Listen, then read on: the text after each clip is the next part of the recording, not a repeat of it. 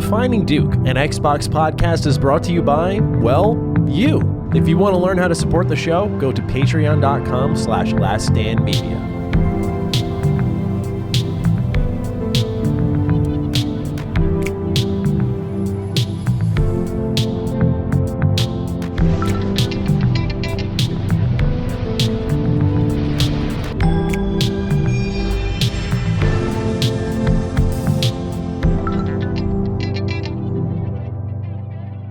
Salutations, everybody. It is Maddie here today, and welcome to episode 187 of Defining Duke, an Xbox podcast. Today, we are decked out in our Health is Wealth clothing. Cog absolutely showing me up with the guns. How are you doing today? Good, sir. Right. Welcome to the tank.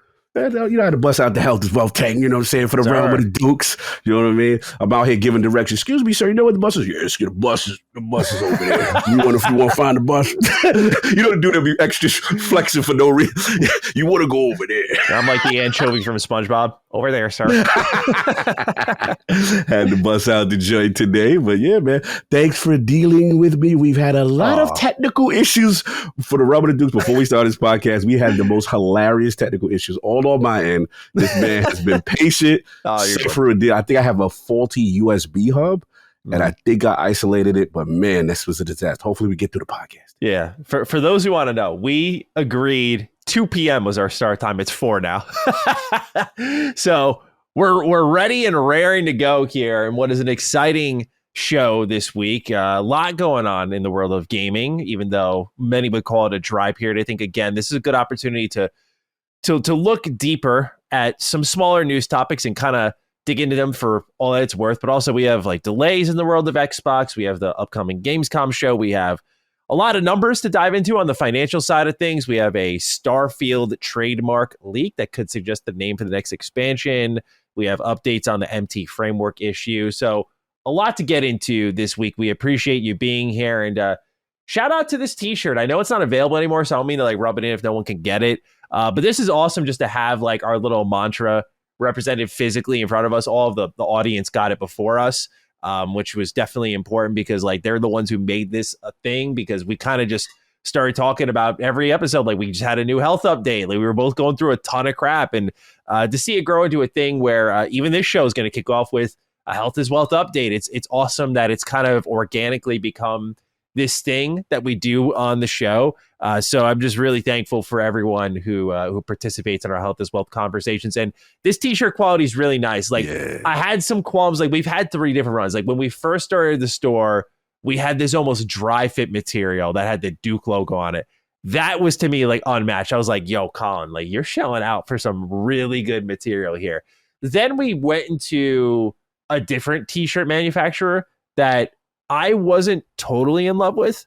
And then this material here, like this is that good, smooth, good. Breathable. Like I love this thing, man. So perfect to get your workout on, to indulge in the Health is Wealth lifestyle. If we ever do like a reprint or something like that, I don't run the merch stuff. So I'm just here to let you all know it exists. But we have more at laststandmedia.store if you want to check it out, because there still are Defining Duke shirts. But nonetheless, ladies and gentlemen, thank you for being here. And if you want to support us further, patreon.com/laststandmedia, early access for the show every Thursday. Otherwise, we'll see you here on Sunday. Spotify, our partners on audio, Apple, Google Podcasts, YouTube, wherever you can get podcasts, we are available. And so on brand, let's start off with a Health is Wealth update here. It comes from Lizard.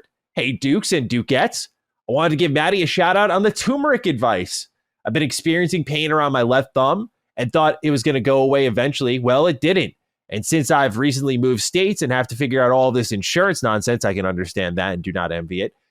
Now, with waiting a bit for my appointment, I needed something. I was trying a bunch of topical pain relief options and nothing worked. Then, in serendipitous fashion, Maddie brought up the magic that is turmeric. Been taking it every day since, and after day 2, the pain dissipated. I'm going to assume it was inflammation related for now. Thank you, and have a fun time navigating the American healthcare system kind of day. For real. Absolutely. Lizard, thank you for writing in. Obviously, I'm not a doctor or anything, but it's really cool to hear that you gave it a shot, because, yeah, I take turmeric every day. If I don't, my right arm flares up big time, and my hands start to tingle. It's not a fun time. So, yeah, if you feel like you're dealing with any sort of inflammation related problems, turmeric was something my doctor recommended to me. And so, yeah, I just wanted to pass the word on how it's impacted me personally. So for me, my health is wealth update this week, Cog. What's going on? Is today I'm doing one of the riskiest things we can do before a podcast. I have not ate yet. That is because I'm trying a 24-hour fast. Okay. All right. Friends were in town for the week. Mm-hmm. They left on Monday.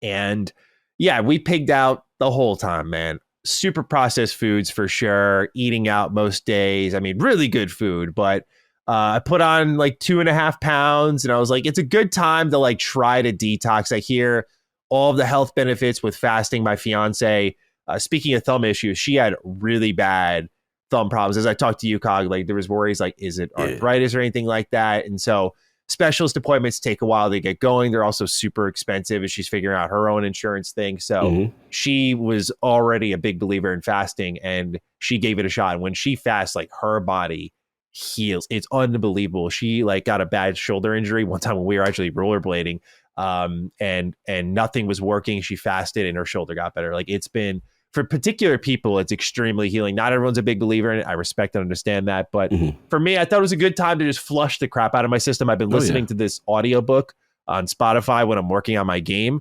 called Ultra Processed People. It's about a 10 or 11 hour audiobook. And I think it's so far, I'm on chapter 3. It's nothing I haven't really heard before. Like, yeah, anything wrapped in plastic, probably not great for you. But to get into the nitty gritty on and understanding, like, what am I consuming has been great information. I also really like, I'm forgetting the gentleman's name, so I apologize, but their approach to obesity in that it's not really a like thing you have, but rather you're a product of a system that's designed to feed you food that doesn't necessarily sustain or fulfill you. And so you go and eat more because this drives up the bottom line when we're buying more food and consuming more food. So it's a very consumeristic approach, if that's even a word, I'm making it up in real time, to food and its industry and how it's made, like learning about, I think it's xanthan gum, guar gum, and their usage in ice cream, which I just had over the weekend, like a couple of Oreo ice cream sandwiches that have these ingredients in them, to my understanding, and learning that I think it was xanthan gum, I want to say, was like a literal bacteria that like they equated it to like you could scrape this out of the innards of your sink. Wow. And it's designed to like keep things together, and much of this store processed stuff is designed to not melt. And someone on YouTube, I didn't get the video, my friend was telling me about it, saw a video where he put like a Great Value brand, like a chocolate ice cream bar. It was a drumstick and then like Haagen-Dazs, and the Haagen-Dazs melted into like chocolate and milk, like it was because it's made with those ingredients. I think it was the drumstick turned into like a syrup, and the Great Value straight up just didn't melt at all. So as someone who like tries to maintain as like if you will, holistic and organic of a diet as possible, this book has been kind of refreshing. And like they're saying, hey, there's even stuff that is branded as like organic or stuff that's branded as like very healthy for you that's actually not. And so just getting into it a little bit more has been interesting. This book is from an individual who went on like a 30-day ultra processed foods diet and then a 30-day without it. Not exactly Super Size Me level stuff. Right. There, I remember that. Yeah. Which, iconic health documentary. Oh, yeah. Growing Absolutely. up. One of the most important things that I think's ever been made. Just like everyone I'm surprised that McDonald's survived that, because that was like prolific during that early 2000s era. Super Size Me was big. Yeah, and I think the gentleman who did that recently passed away. Yeah, recently passed. Yeah. So rest in peace to a goat, man. Absolutely. But this audiobook has been great. Again, it's called Ultra Processed People. I believe the first name is Chris Van something. So give it a listen if you have Spotify Premium, like I already do. I was just listening to it for free. You don't have to pay anything for it. Audio book quality, really good. Like the reader is great. I don't know if it's the gentleman who did the research himself because he's speaking from the first person perspective, but really high quality stuff, and good listen if you want a little more insight on the foods you're consuming. So yeah, that's my health is wealth update. Lizard, I'm glad you're doing well with the turmeric. I hope your thumb continues to do better. I'll keep everyone posted on my fasting journey. Again, I'm just doing 24 hours. I when I started dieting, my relationship with food got a little bit better in that, like, I used to get really pissed off when I was hungry. I used to, like, my energy would sink through the floor. Like, it was bad. Dieting, though, has taught me like in a really strange way, like it just kind of those aspects of my hunger faded away. So I feel confident I can get through it today. Nice. So far so good. Like I know by nighttime I'm gonna be really hungry, but if I get to I think 10 a.m. tomorrow, I'll be good. So, excited to deliver the results and see how I'm feeling. And the reality is, if I keep going, like I've heard that like 3 days where you enter, I think it's autophagy, and then you can really get rid of some like those dead cells in your body, that sort of thing. So I'm gonna kind of measure it out as I go. If I get 24 hours, I'm like, yeah, I can keep going. I just might, and we'll see where that leads me. But I like the type of time you're on, man. That's important, especially that's definitely a weakness of mine as far as the ultra processed foods and stuff like that. Because a lot of times it's what's accessible is always generally bad for you, and when you're hungry, you don't care and you make the bad decision, right? So you're absolutely right with that. And just to add in, my only health is wealth update is that this has been the mental health is wealth update for me. So last 2 weeks I've been pushing it really hard, and it was obviously a lot of people know that. I think it culminated. Obviously, first of all, shout out to the Rubber Dukes for sending love for my young cousin that passed away. Yeah, and that was tremendous. So many people checked on me, sent me nice messages. Really cool, because that was really tough for the family. Probably one of the saddest funerals I've ever been a part of. Someone that had a lot of genuine love, at a young age, and that was the first thing. And then the whole thing, just so much going on in the personal life, so much going on at work, so much going on LongNet, ILP, and then a charity event. So my whole goal was, I did a Gamers Outreach. We did a Gamers Outreach charity event, for kids that were going and suffering, from a lot of illnesses and stuff, and just giving through gaming, the power of gaming, kind of these go-karts and stuff that they can come and play in the hospital for people with long extended stays and stuff like that. So that was a whole thing, and that was our first charity event. So my whole goal was, I just got to get to Sunday. I was just saying, because every single day for the last 2 weeks, I have been completely annihilated with responsibilities and just no mental breaks. And my sleep wasn't good.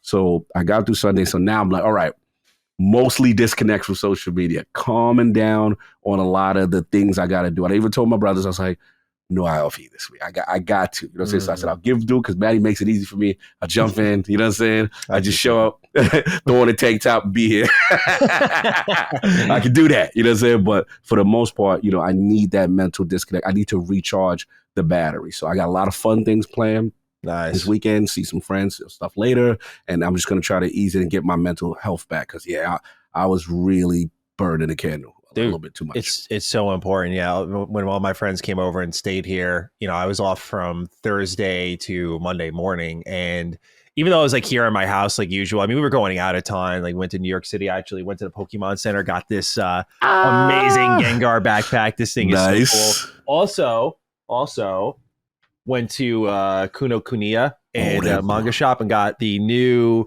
TMNT, The Last Ronin Lost Years hardcover.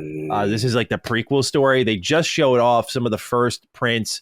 Don't look at them if you haven't read them, by the way. But some of the first prints for TMNT, The Last Ronin 2, which I sent to Cog. So yeah, please get involved with the Book of the Dukes. But picked up a couple of things for myself while I was out there. But dude, just the ability to like disconnect for a little bit. We've said it before. It's so important. It's so important for everyone, not just our line of work where we're very online, but just I think everyone needs to take 5 and just, ground themselves in the real world for a little bit. Feed the soul a little bit. So it's a term that my fiance used that I love. When I was like really, really burnt out, I think it was like June, she was like, we need to go out and feed your soul. And she just went out for a day. And it's amazing what like that short span of time can do for you, just in how it can heal you. And, suddenly things that bother you don't bother you as much or at all. That's what I experienced when I signed on to social media on Monday. A lot of people shit talking to me. I was like, okay, like I was like, probably any other week if I was in the thick of things, like this would have annoyed me a little bit, but I don't know. I just kind of rolled with it. I was like, all right, it's fine, and then just kept the ball rolling. So, dude, it was, I don't know, that stuff's so important. So I'm really glad you're doing that for yourself this week for sure. So my brothers are holding me down. Yes, sir. Important to have those friends. And Broderick Fleming was actually one of our original Health is Wealth success stories. And we've got even more here to share with you all. Hey, Dukes, last July, I wrote in about my struggles with addiction. And I'm proud to say, as of this week, I'm a year sober. After quitting cold turkey and spending 6 months in therapy, I finally feel like the person I've always wanted to be. My marriage and self-esteem is in a much better place, and we're expecting a daughter in November, a day before our 4-year anniversary. Just want to let you guys know that the health is wealth mantra really is out here changing lives for the better. I coincidentally convinced my wife to take our baby moon in San Diego the same weekend as Sacred Dukes. So kind of day. So yeah, thank you, Broderick, for writing. And this is a really great success story to see. Congratulations. And we're really proud that you're taking this seriously. And congrats on the new incoming daughter. I don't know. You can name her Maddie, Maddie. That'd be kind of cool. You can name it Kagi. You already put it down, Kagi, man. or mix our names together, like Makagi. That sounds wrong. Something about that sounds wrong. We're not doing that. No, shout out to Broderick. Addiction, man. That is eternal strength. Right. Yes. That's better than any physical strength to be able to put something down that that's kind of had a hold on you. And congrats to the realm, for the new one, you know what I'm saying? Yeah. Coming through and pulling up in San Diego, so we'll definitely got to introduce when you pull up. Absolutely. Please do. We're looking forward to meeting everyone at our San Diego event. That is, by the way, September 6th. Tickets are still available if you'd like to purchase one before they sell out. So please get involved, and we'd love to shake some hands and make you all smile for an evening in San Diego. We got more write-ins here, Cog. Noah Gotham. This is your actual last name, by the way. Sick, dude. We'd love that. Greetings, definitive dudes. I reached out a few months ago to let you know about my difficulties in trying to play games with a busy life. I appreciate the advice you guys gave, and things are much better. My secret? The Steam Deck. The handheld form factor allows me to relax while enjoying my favorite games and new ones. Here's to hoping Sony and Xbox jump into the handheld space, have a getting lost in Elden Ring kind of day. I don't know if we recommended this to him or not, but yeah, dude, that is like, some days like I want to game, but I don't want to be in the setting I'm in to game. And handhelds are really a cheat code for that same, like gaming is always to me a level of relaxation and decompression. But like when you're playing on the couch and handheld or in bed on handheld, like there is a feeling of all the stress in my body just being flushed out. That's just unreplicable. It's beautiful. So we're happy you're enjoying your handheld gaming, Noah. Cog, as a ROG Ally guy, a Steam Deck guy, do you experience a similar thing here as Noah? Yeah, even more joy with the ROG Ally X that I managed to convince myself to get. So yeah. I what it was is I couldn't resist the battery life. That's what it was. The battery life with more memory. And I'm like, man, I got San Diego with the Dukes coming. I got a wedding in San Francisco in a week or two. And I'm like, it came out right at a good time. So I did that. And I'm absolutely loving the performance. So yes, definitely makes me smile when I can continue the game on the go. Absolutely. We got a correction from Joshua Anderson, and then Cog, you and I, we're going to fight.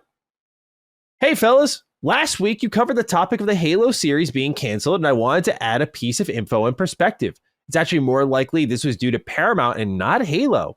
Paramount has been hemorrhaging money for the last couple of years and in a kind of corporate chaos. They actually recently fired their CEO and split the role into two. They just reached an agreement to be purchased by Skydance Media after a long internal battle between their shareholders and their controlling shareholder, Shari Redstone. Sony actually tried to buy them, but she shut it down.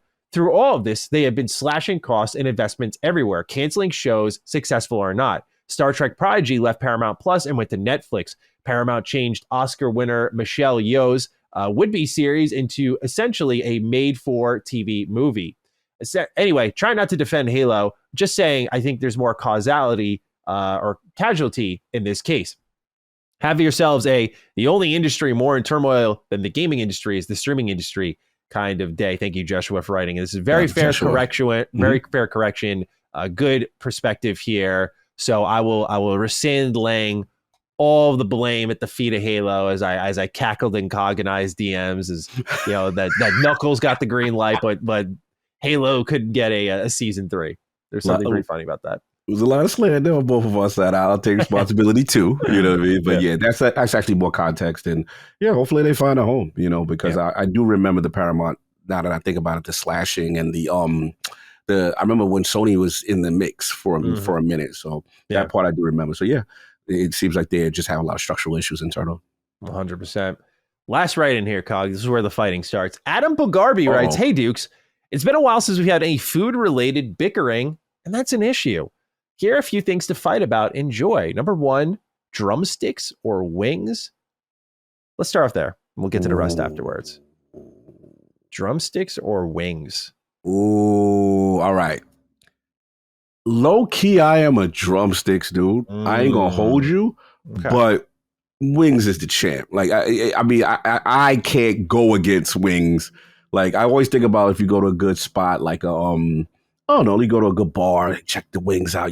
It's like it's a path. You know what I'm saying? You gotta go through to see, okay, are you a true spot if your wings is good? Yeah. You know, kind of thing. So I gotta do, but I do love drums. I'm the weird guy that, like, in New York, we have these things that called chicken spots. I took addict there.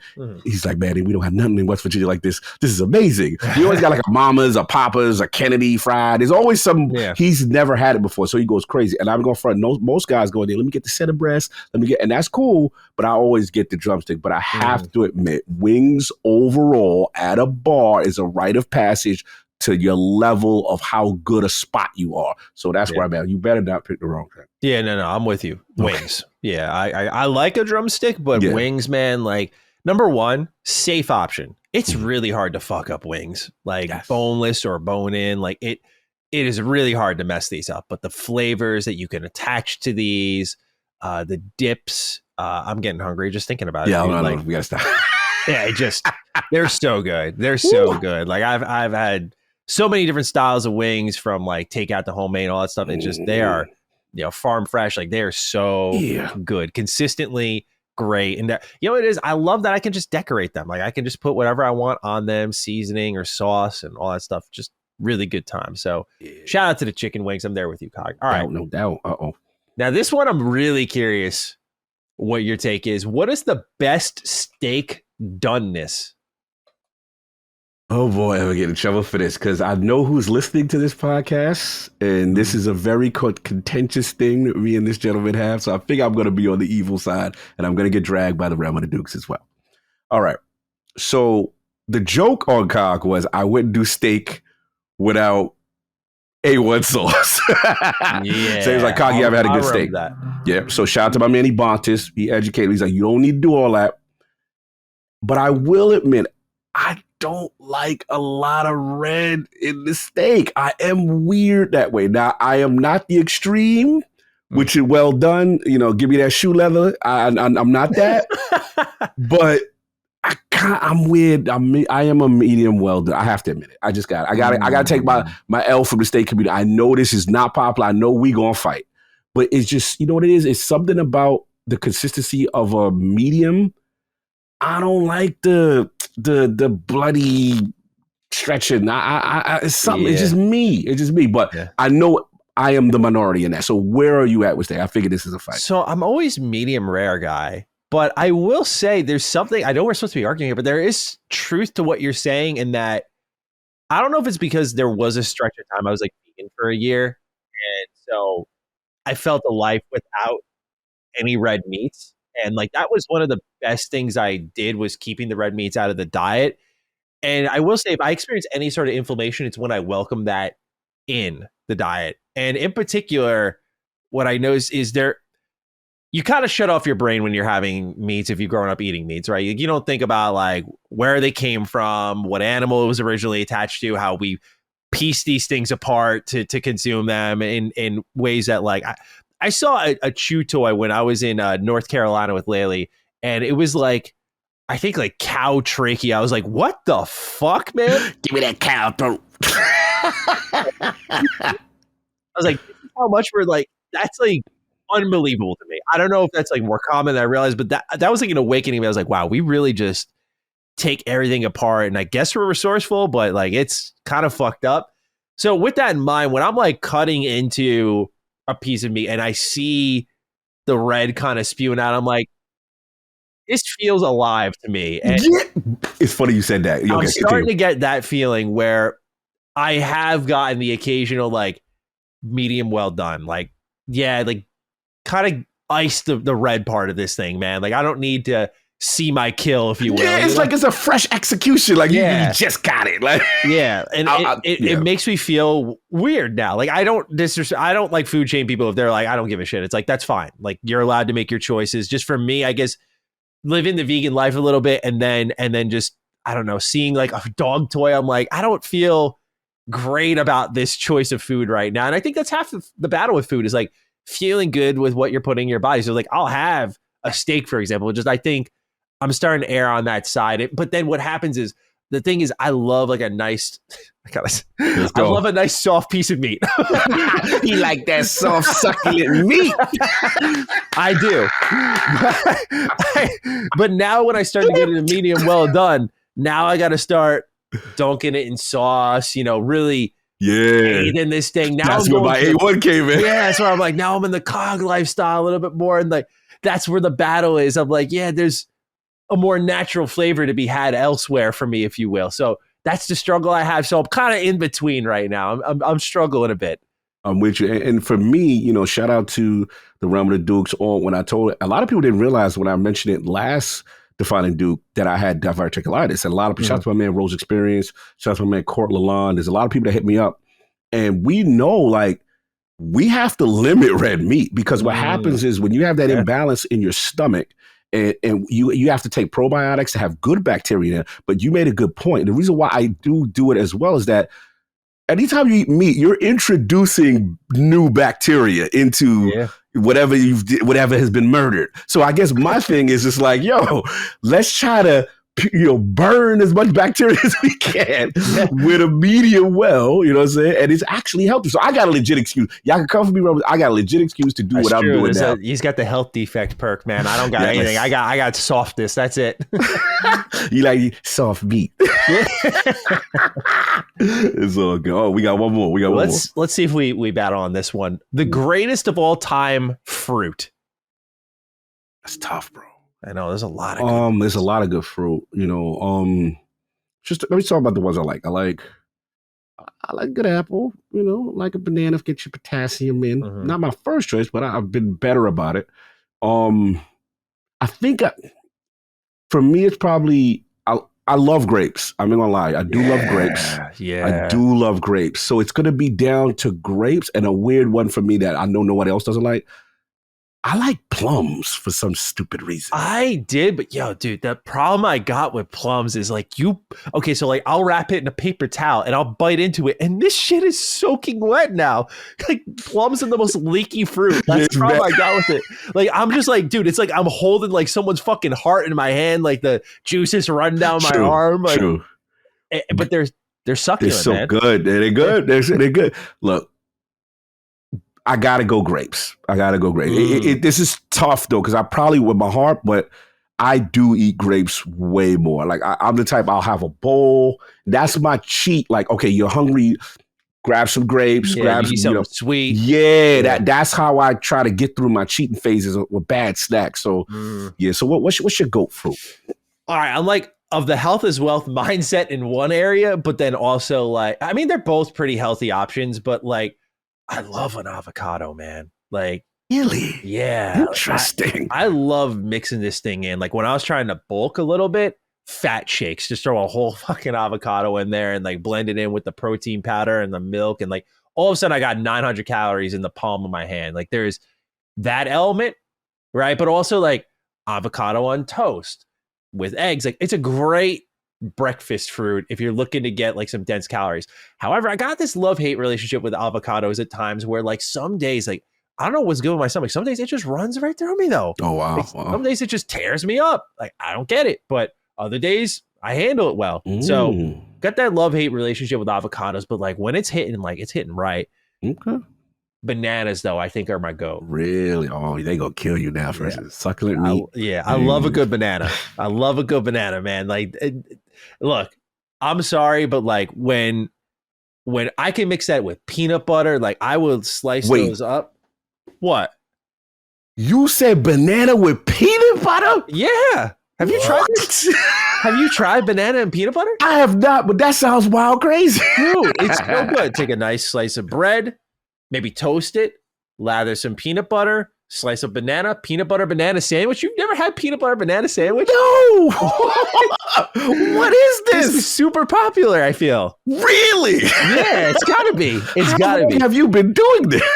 Years, man. This was like I was like a machine when I was weighing like when that 130 to 150 pocket in my like early 20s. I was a peanut butter banana machine. Like every day, wake up, peanut butter banana sandwich, Oikos Greek yogurt, and I think like a little bit of like other extra fruit. Like I was just doing that every day for years. Every day for years, I was having a peanut butter banana sandwich. What happened with peanut butter and jelly? Is the jelly deficiencies here? No, no jelly ever with the peanut butter? I don't really. Jelly's good, but like peanut butter is such a great flavor that I feel like. I feel like a jelly is a disruptor at times. Like now we're sugaring it up, we're sweetening it up too much. Like peanut butter, dude, you're looking at a guy who some days I will just take the spoon and grab a nice scoop of peanut butter, take a lick and throw the spoon in the yeah, I'll do a solo run of peanut butter. Choke your throat, peanut butter solo. I'm surprised you didn't die. What kind of peanut butter are you having? All right, so I'm assuming you're doing some extra creamy situation. Yes. Okay. Yes. So what's the peanut butter? All right, we all the way left with this. So what's the peanut butter brand of choice? I would get. So I know it would be a creamy style. I would get Skippy at one point. Okay, let's skip. But then my friend told me about like the hydrogenated oils within them, and like because I'm I eat peanut butter, I feel pretty good. I'm like, this is such a good choice for my body, and then you realize the manufactured oils that make them go around, and I'm trying to remember because I would get a more Whole Foods organic one, showing with like the flax seeds or the omegas and all that. Yeah, the problem is I'm just on a horrid tear for this show. You taste too much of the nut, like the peanut in the peanut butter when it's like creamy texture, and now you take too much of the nut. We are all the way left with this one right here. Y'all heard this, Rubber Dukes. I just want to be clear what y'all hearing, but succulent meats, bananas, creams, nuts. Continue, sir. You taste too much of it, though. That's the problem I'm having with it is like, I like a good peanut, but like then when you taste too much of it in your peanut butter and not like, I guess the sugar that I'm really liking in it or the cream, whatever they do with it, the oils, that removes some of it. And that's where I do think the jelly, or I'm more of like a jam guy, like that kind of goes with me a little bit better. So yeah, like peanut butter and banana, though, that was and still kind of is a staple. Like if I can mix, I did like oatmeal and I threw peanut butter in there and I threw a little bit of almond milk in there and I diced up a banana. You look at me like I'm crazy, but I feel like the audience has to have my back on this. Mixing peanut butter and banana, like, I don't know, is this like a concrete special? Am I like literally chewing like that kind of concrete mix with this in your head? It's the most unique kind of combination I've heard. We gotta let the Rubber Dukes chime in on this. I've never heard of this. Maybe I have never heard of this. Wow, that's wild. Yeah, I gotta say though, bananas take the cake for me. I think they're my favorite. Number one. Yeah, bananas are good though. Anyway, Adam's right in says, have a Micah's food takes put me into a coma kind of day. Adam, thank you for letting us bicker a little bit here. All right, Cog. Write-ins are done. Let's get into the gaming news, starting off with a continuation from one of our big stories last week, which is that 500 developers across the World of Warcraft team at Blizzard are unionizing. So we just learned last week that Bethesda Game Studios was wall-to-wall unionizing across all of their US-based studios, which is like 241 devs. Now we have 500 developers across World of Warcraft and their team at Blizzard unionizing. So this is the biggest one yet. And wall-to-wall again. So pretty significant move here. Microsoft has recognized it. So there is some good coming out of this in the sense that more jobs will be protected, hopefully. In what, I mean, we have more layoff stories this week. So, Cog, what do you make of this news here that the World of Warcraft team is unionizing? Yeah, man. I'm starting to lean towards it, man. I just, with the state of this industry, as we will talk about the news, the breaking news that happened today with certain studios and so forth, that, there has to be some level of protections in place. We can't be making this amount of money in this games industry, but at the same time losing all this talent. So, yeah, I mean, if this is the step, even if it means going a little bit extreme, we may have to at least do it for protections. And ABK is big, right? World of Warcraft, Blizzard, that's huge. You know, we're at that point now where it's just like we can't afford to be losing this level of talent in the industry, and it's such a volatile industry. So yeah, I'm for it. And one of the byproducts of the ABK acquisitions that I do like was the whole CWA involvement and them saying, hey, no, we approve this because they knew Microsoft would not get in the way of unionization for the most part. So first Bethesda, now Blizzard, and then I believe Sega's like more people. You know, we're starting to see it now, and I'm hoping. Not saying that that's perfect, the end-all answer, but at least it's a start in protecting things on the job. I agree. Job industry. Yeah. I agree. Yeah, because I get some people's kind of fear with the consistent unionization that eventually then like are we going to be stuck with certain like talent levels that aren't good, but they're kind of crammed in their positions, and like how will this affect the economy of the games industry? But I feel like we are at a point where you kind of need to stop the bleeding.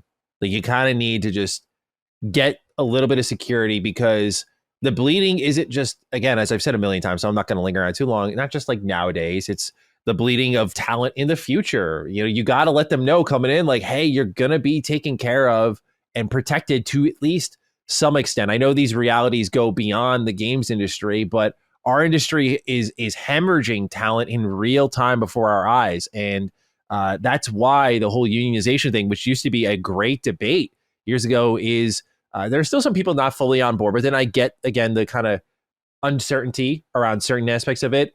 Again, that, certain talent might be stuck in certain teams and that could drag down the quality of products moving forward. But the reality is, if we don't have an industry that is protected, then there will be not as many people entering the fray who are new. It'll just be an inspired small group of people consistently year over year. And I think, again, I was getting comments and writings about people literally on my video saying, like, I left the games industry. Like, it's just way too volatile. And that is something you don't want to see, because that person, I know some people will blink and go like, all right, whatever. But that could have been like someone with a mind that was making the next great game that's now going to go take their talents in like fucking real estate or something, bro. So I get it. I think you stop the bleeding. Again, I think it goes down to how long these games get. And the amount of money spent on them. I just think the economy on that level is broken. And until that is solved, and not in the way I think Xbox is trying to solve it, which is like, let's just break down every barrier and sell games everywhere. I'm like, no, you still need to go to the root of the problem, which is like how long you keep these games in development for and how long you're spending on them, like, is to me a bigger problem. But I think this is a good sort of stopgap to maintain that, talent will be protected here, and that it can invite new people into the industry that otherwise may have walked away. No, you made a fantastic point, and that's my fear, because what's happening now is, we'll get into, we're losing talent and they are not coming back, and this affects teams. This affects studio culture. These are rippling effects. So yeah, something has to be done. So yeah, I'm for it at this moment right now, because what's going on with this, it's also encouraging kind of like a one and done mentality. Like if you win out big with one game, like I've said before, like people don't realize how much money flows in and out of this industry. Like you can become a millionaire with one game easily. And that's it. Just leave the industry. Like you want to incentivize a level of protection that makes the stress and the tiring hours and creative output all worth it, beyond just the validation of making a thing, where again, people could score big and just leave real quick. And I feel like, again, this is one step towards maybe urging people to stay after having that big paycheck come in. All right, Cog. Next one here. A delay. Stalker 2 has been pushed back to November 20th. Here's GSC Game World's statement on when we'll see more. Quote, with the launch nearly here, the team is ready to share the biggest and most comprehensive update on the game yet. Stalker 2 developer deep dive will premiere in collaboration with Xbox on the 12th of August 2024, featuring a variety of never-before-seen content. This developer deep dive is set to give our fans the full understanding of how the game plays and looks. More details will be shared soon, end quote. Portugal the Mark writes in, hey, Maddie and Cog. So last week, GSC Game World updated us on the development of Stalker 2. They announced that the original release date of September 5th is being pushed back to November 20th now. This is all due to additional bug fixes. How do you feel the game will do now in November? And for Xbox, having a game right after Flight Sim and maybe avowed suspected release date. There's also some more gameplay, and this game still looks phenomenal. I really hope it releases in a good state and is great. Cheers, guys, and have a teasing a European LSM show for 6 months only to blue ball myself, Lockmore, and other Europeans kind of day. Damn. Hey, look, man, not my call here, all right? I was ready to go. I was ready. Yeah. Colin would have gave me the word. I was ready. Yeah, not my call. Sorry, Portugal. I apologize. Sorry. I know Locke was disappointed too. But Cog, we have the delay here. Yeah. What are our thoughts on this? How do you think it's going to help the product? But also what Portugal the Mark wrote in about on how Xbox now balances the scales. I feel like they don't factor this in. Truly, this has been ready. When I say ready to go, it's been on their calendar for multiple years. Obviously, given the war in Ukraine, like this game continues to get pushed back, understandably so. But I feel like for Xbox, I don't know if I really base any of my plans around this. Like, it's just got to come out, right? And whenever they're ready. And so I don't know if you not to say bury the game, but I feel like this game could get delayed at any point, understandably so. So maybe you don't base your personal plans on like a third party deal here. So I think if it comes out in a slew of other games, like, unfortunately, that's just how it might be, and hopefully it can rise above the others. But what do you make of what Xbox can do with these new plans announced, and what do you think it does for the quality of the game? Yeah, look, Stalker 2 is such a unique situation. There's no way in good conscience I could sit there and be mad at any situation where they say, hey, we need more time, especially with the horrific conditions that has been going on with the Ukraine war and what's been going on with that studio, loss of life. So to me, I'm shocked, to be honest with you, that it just was only till November. I thought it would be a longer delay. I thought, hey, see you in 2025. And I still would have been, hey, I get it, right? Yeah. So it's, it's still not, it's November. Now to the overall question, right, which is the Portugal Mark, which is cadence, right? And having things around it. In this case, I don't worry if the proximity is next to Flight Simulator, I don't worry about it, because to me that's still two different kind of gamers. That though the guy's looking for Flight Simulator, I don't think necessarily is automatically going for Stalker and the same and vice versa. Now, Avowed is interesting, right? Because I think those are time things, but it's like you said, in Stalker's case, it's that. What is it? It's not considered a third party deal, but it's timed exclusive. Yeah. It's a different energy. So I think they could come out and they, obviously they're not going to want to be right next to Avowed, but it's one of those situations where Stalker is, hey, when it comes out, it comes out. You just kind of got to deal with it. Yeah. And I think that's where they're at with it. So, yeah, because this is originally a top half of the 22 or 23. Yeah. Like it was supposed to be out of, obviously, again, understandably so, but it was supposed to be out a while ago. So right. I think, it's kind of out the window now to base your plans around this game. Unless, I guess what could happen is if Xbox knows for sure this is the final date and they look at a game like Avowed or Andy, and they want to create more room for these games, then maybe you do that. But as we'll get into with numbers down the stretch here, I feel like Xbox is in a spot where they want to. I know I usually advocate against the shotgun blast, if you will, but I feel they really want it because I feel they want to measure out how they can keep monthly users engaged if they just have consistent content for like 4 months straight. So we'll see how it goes, but very excited to get a deep dive on this game. I've heard mixed things from people who have played Stalker 2. Some people like it. I've heard some people kind of thought it wasn't there and didn't feel good at all. So obviously, as we've talked about before, we'll review the game as is with respect to the creators that, they would want us to just give it the fair shake and tell it how it is, not coddle them or anything like that. So, I plan to do that if I review the game. But I've heard mixed things about Stalker 2, and it's kind of when people got like hands on it, like public events and everything.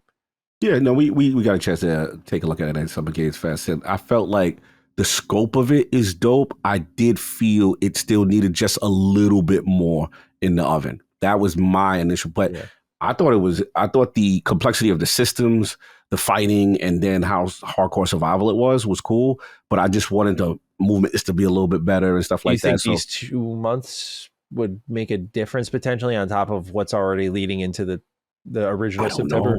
That's the question, right?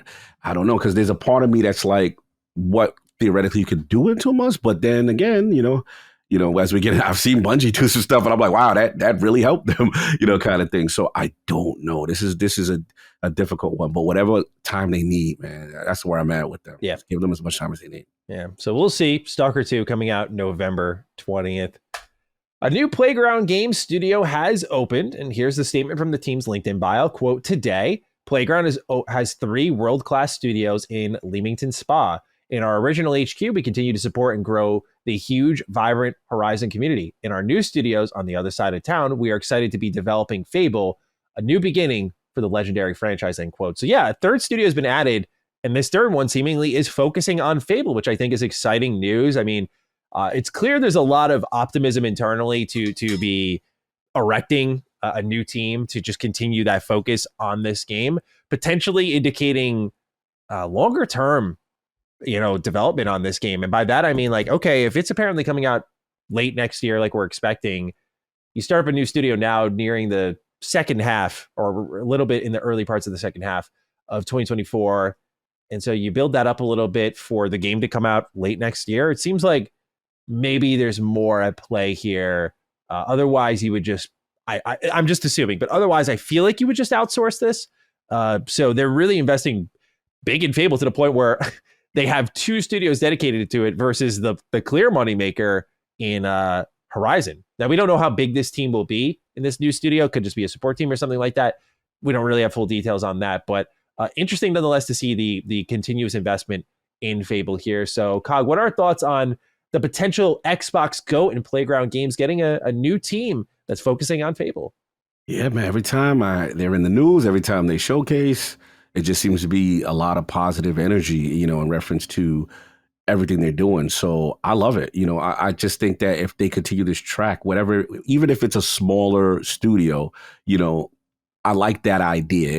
It's again giving me that Obsidian energy with the teams and remember Adam Finicky had the ground. He had a smaller joint. Here come Grounded, right? Josh Shore had his joint. Here come Pentiment, and we know he can do Pillars or whatever it is what he want to. And then you got the other teams. What's our homegirl from was it Kerry Patel and yes. and for Avowed. So it's just like that's important. That's big. And what it shows me is Microsoft's level of confidence in what they're doing. It definitely reminds me of what Matt Booty has said from way back when he was like, yo, I can't wait to show you. Like, we need to show Fable now. Like, he was sitting on that a year or two before. Yeah. And now what we saw, we like, oh, yo, yeah, that was it. So yeah.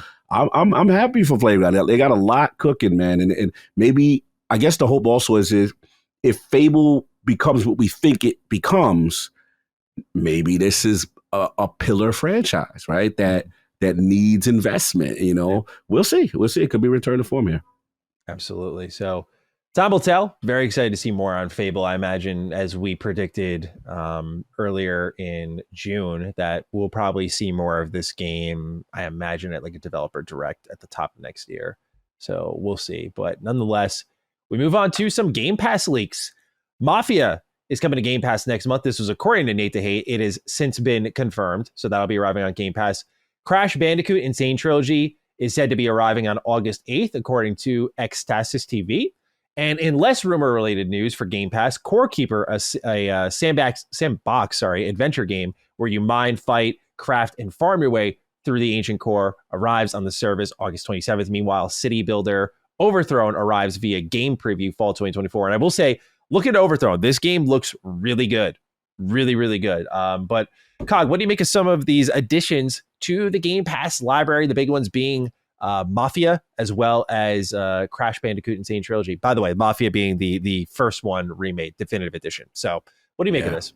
Huge gets. I like it, man. They're feeding Game Pass very well during these summer months. Obviously, big splash July, we see what's going on, Call of Duty, and then August, we already knew about the Crash Bandicoot trilogy. Now we get the Mafia. This is nice. This is like a real cool, steady content during what would be considered the slower months with no first-party releases. They're still sustaining it and adding the ABK lineup as well as some other stuff. So I like the variety. Again, when it comes down to what the service provides, that's why I can't say that, like, this is bad value. This is, to me, still one of the best services. I get the chance to play all these games, and they are high quality in their service. Yeah. Mafia Definitive Edition arrives August 13th. So that would be after supposedly Crash Bandicoot and Zane Trilogy arrives. Valorant just hit Game Pass, and Ooh, then we got a lot of stuff on the way. huge, So huge deal. big push here. Actually, and listen, from what I've heard, they have very, very high expectations for that on console, because I think they're giving it with a package deal similar to the way they did it on PC, where it's almost like the expansions and all this extra content that would normally be paid.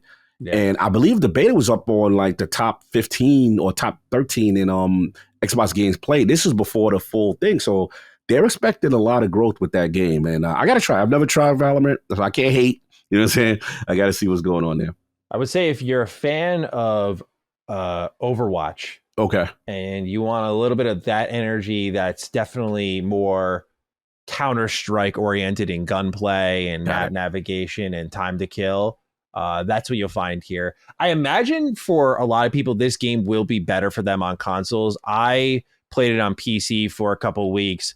It's a really good game from what I played, but this was like at the launch period. But I don't really like Counter-Strike shooters that much. I don't think I'm good at them, honestly. Yeah, I think I'm good at first-person shooters, but I mean, you have to have like a perfect shot in these games, because if you dome someone, that's it.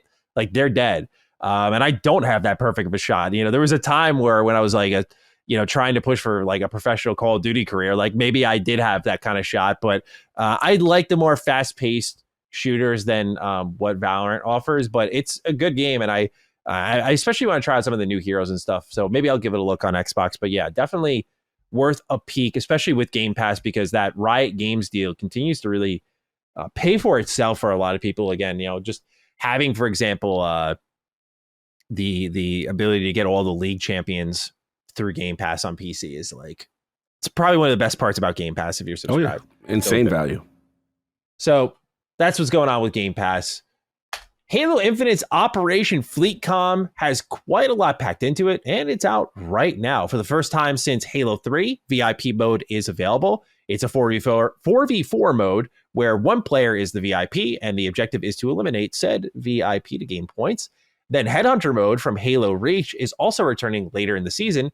Now, Forge wasn't left out of this part, as senior community manager John Junchek detailed what else it includes. Quote, 1,000 plus Steitzer voiceover lines, 100 plus music tracks, 600 plus new words and phrases, 500 plus name, location, volumes, VIP logic, armor effects, and more, end quote. So yeah, Halo Infinite support continues on. Another sizable update, great suite of modes here. So what do you think of Operation Fleetcom, Cog? Yeah, I always like VIP modes in PvP games for some reason. We got to protect the VIP. Everybody, walk through it. Oh no, those are always VIP big. mode's a really good idea. Yeah, absolutely hilarious. Trying to get through it. Then, shout out to Steitzer with the voiceover line.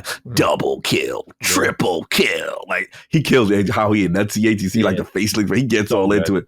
So yeah, shout out to him, the legend. So look, man, Halo Infinite is actually popping right now. It truly is. I will try this mode. I love VIP modes. And Forge is amazing. Yeah, again, a reminder that while we have I have my issues with 343, that Infinite's definitely worth a second look if you've been dipping out since launch, because they've done a really great job supporting it. Yep. This is a fun one. Double Fine's PsychOdyssey documentary is getting a Blu-ray release, which includes a 33rd episode in the documentary that runs for 90 minutes. So this bonus secret episode will be available exclusively there.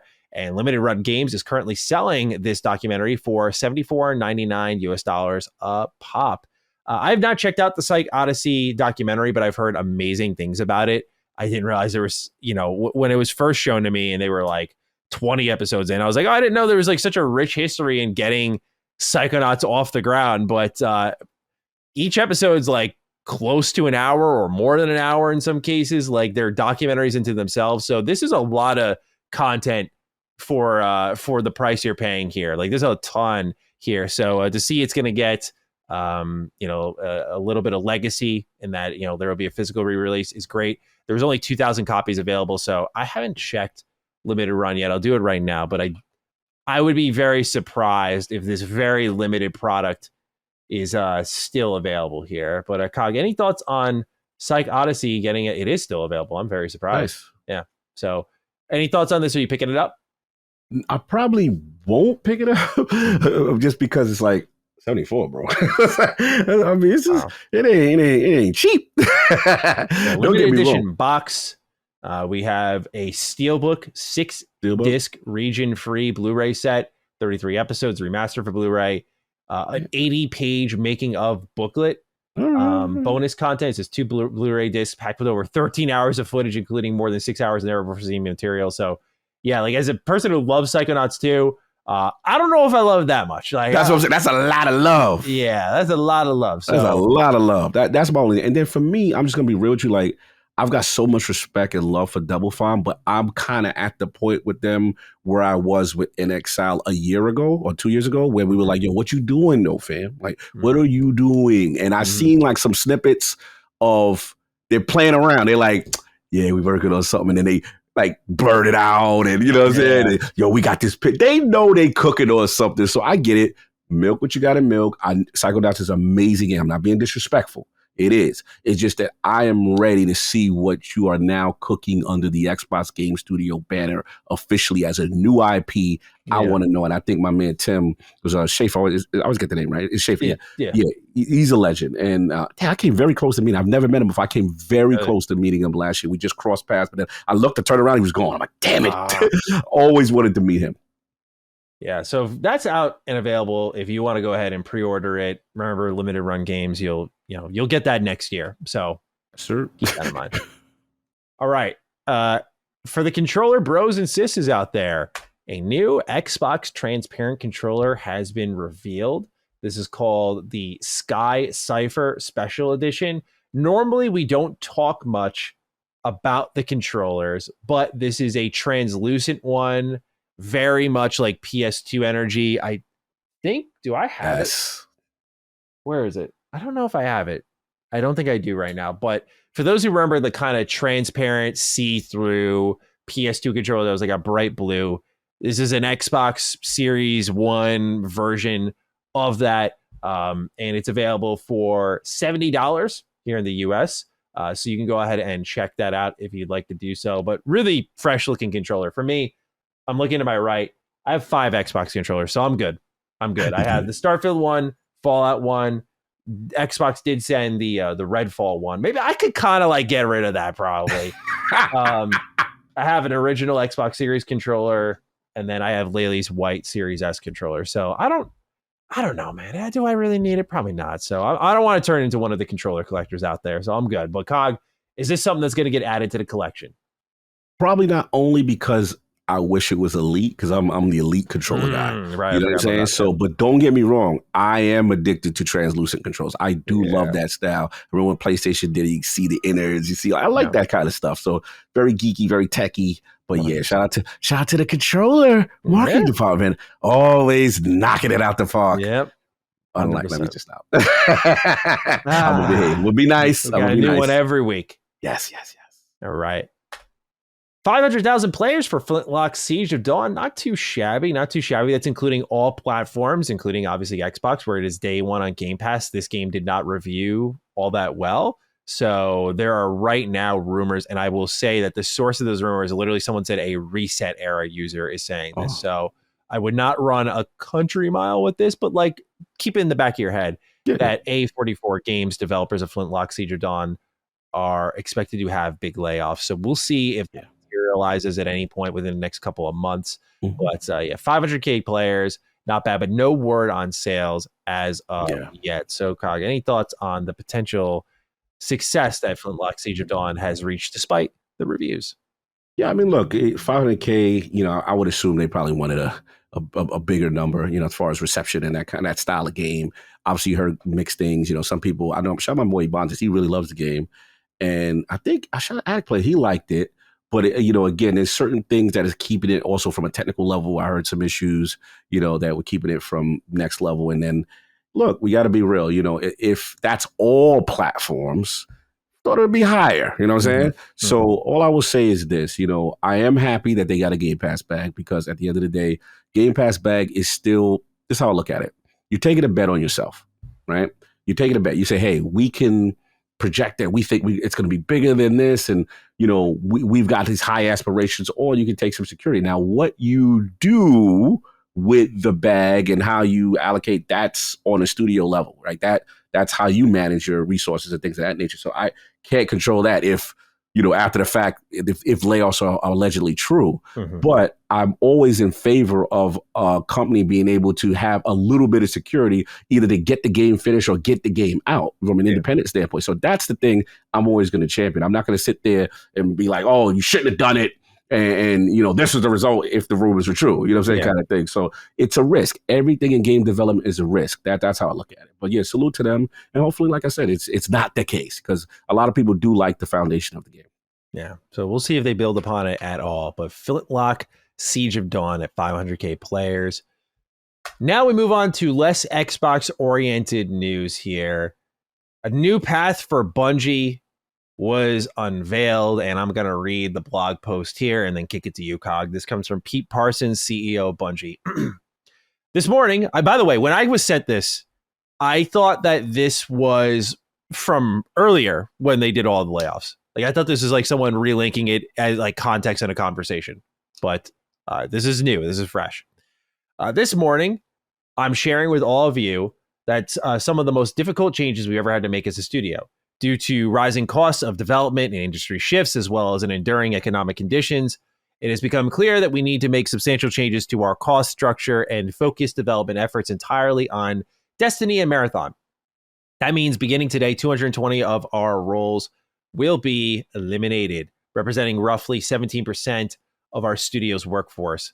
These actions will affect every level of the company, including most of our executive and senior leader roles.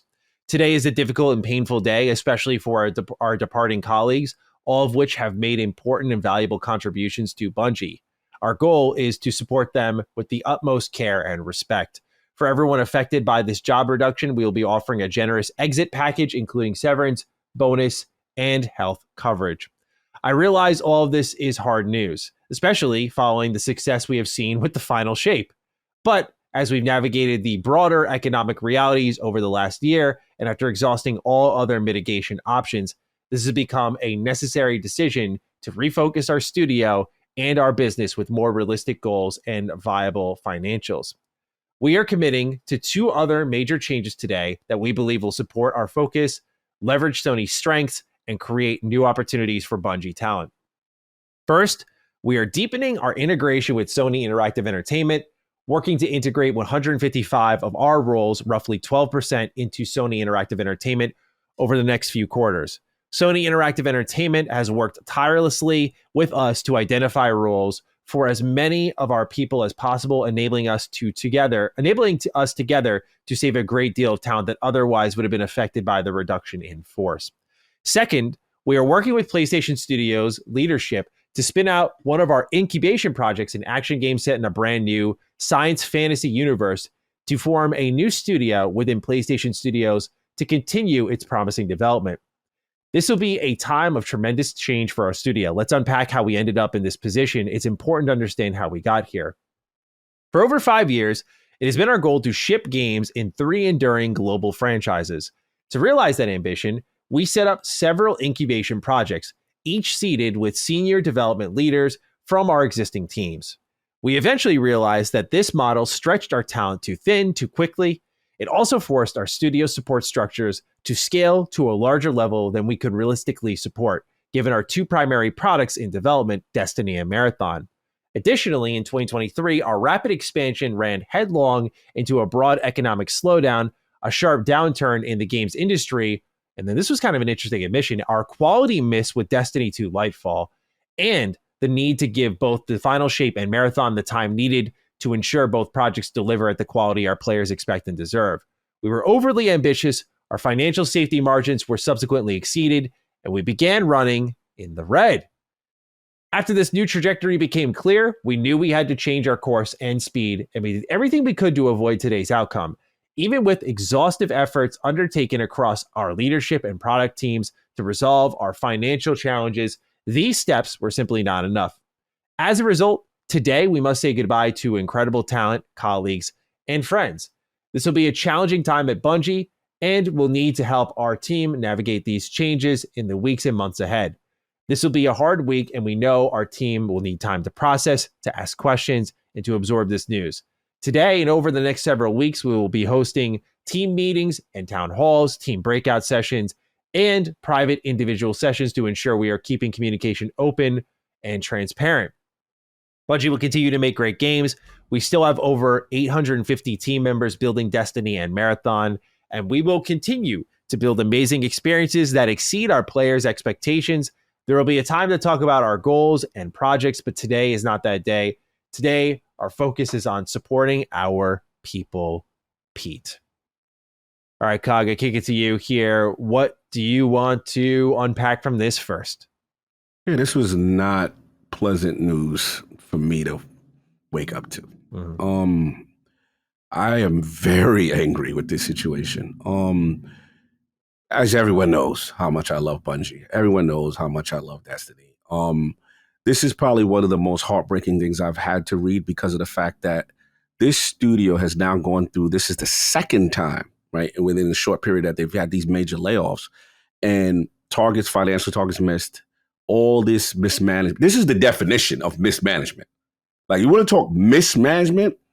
Hello, Bungie. I don't know what's been going on over there, but the thing that pisses me off, and that's why we alluded to earlier with the unionization stuff, is that no one from a leadership standpoint is accountable, right? No one from a leadership standpoint is stepping down. And literally the people who have been trying to save the game, who are the most creative people, who make some of the best, they literally came off the best expansion they have probably ever made, only to be rewarded with being laid off. That is awful. Like, this is the type of stuff that is just like, I look at the game industry like, God, you really want to do this? Do you really want to be here? Look at what's happening. Like, it's eye-opening to me. And look, I'm not going to get on a personal level with Pete Parsons. I don't know him. He blocked his account with the responses so no one can respond to him. Dude. He, it's not just me. Look at Bungie employee. I will send you tweet, Maddie.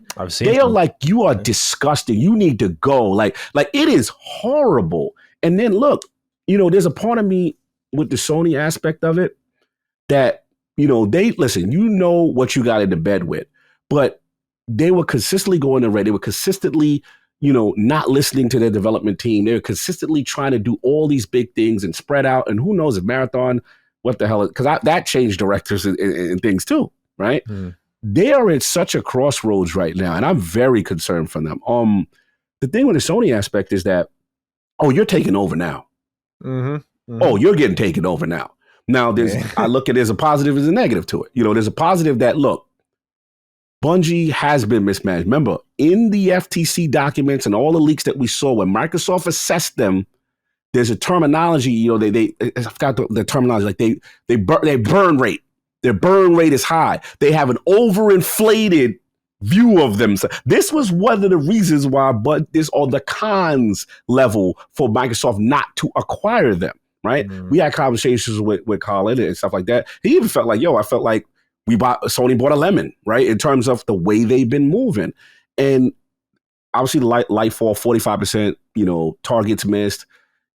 I had heard from Grubb that even though Final Shape was a critical success, even that wouldn't be enough to save them. And this is sad because a lot of people that I know, I have a lot of friends over there, they're out of work, and it's really bleak right now. So look, my heart goes out to all these amazing people that have created this game, that slaved on this game for damn near 10 plus years, who's given me some of the most phenomenal experiences in the game. I love you people. Like, you guys are amazing. I'm just sick of there is no stakeholder accountability. There's no, when do we get to the part when they keep making mistakes, but they keep holding, you see what I'm saying? Like, everyone's talking about firing and with other companies, right?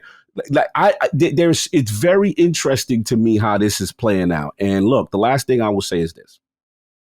My concern, the positive of them going to Sony and being changed over is, they could be probably managed right? I'm not going to sit there and say that's not a possibility. But the negative, I'm going to be real with you. Will they even be Bungie anymore? I am now getting into, you could be a BioWare situation where you're the ghost of something that used to be great, because let's be real, and this is no fanboy stuff, I don't know Sony from multiplayer sensibility. They brought them in there to help them with that. So now if they're going to be taken over and then, what is it, spin off a new studio? I got thoughts on that, because that's a really interesting approach there. But continue. Yeah, I definitely want to hear your thoughts on that. And then, you know, what's the future of Destiny now? Like, here's the thing. People even said after the final shape, it was very weird that we still, after episodes, it's like, we don't know what this final frontier, what the roadmap, what the few people were checking out, because they're like, yo, what are we doing? And we don't like this episodic model right now in its current form. It just feels like seasons remixed. So they're in such a tough stretch right now. I don't know how they get out of this, man. I'll be honest. You know, this is one of those situations where it is, in my opinion, complete mismanagement. And the last thing I said is that I don't know what their future is. I really don't. You know, especially Marathon could be shaky. Who knows if they're going to get a Destiny 3, you know, at this point. I mean, I'm assuming. And then here's the thing. Now they've got less people doing the same work for a demanding base that needs to be satiated with content, and less people. Yeah. I don't feel good about your prospects. Yeah. So that's where I'm at. I got more. It's very hard for me to see this, because again, I just came off of Final Shape, bro. Like, you know what I'm saying? Like, you get laid up. Like, oh, don't let me get me started. I'm gonna let you go. I got more thoughts, but I want your thoughts on this from the person on the outside looking in, who may be a little bit more objective than me.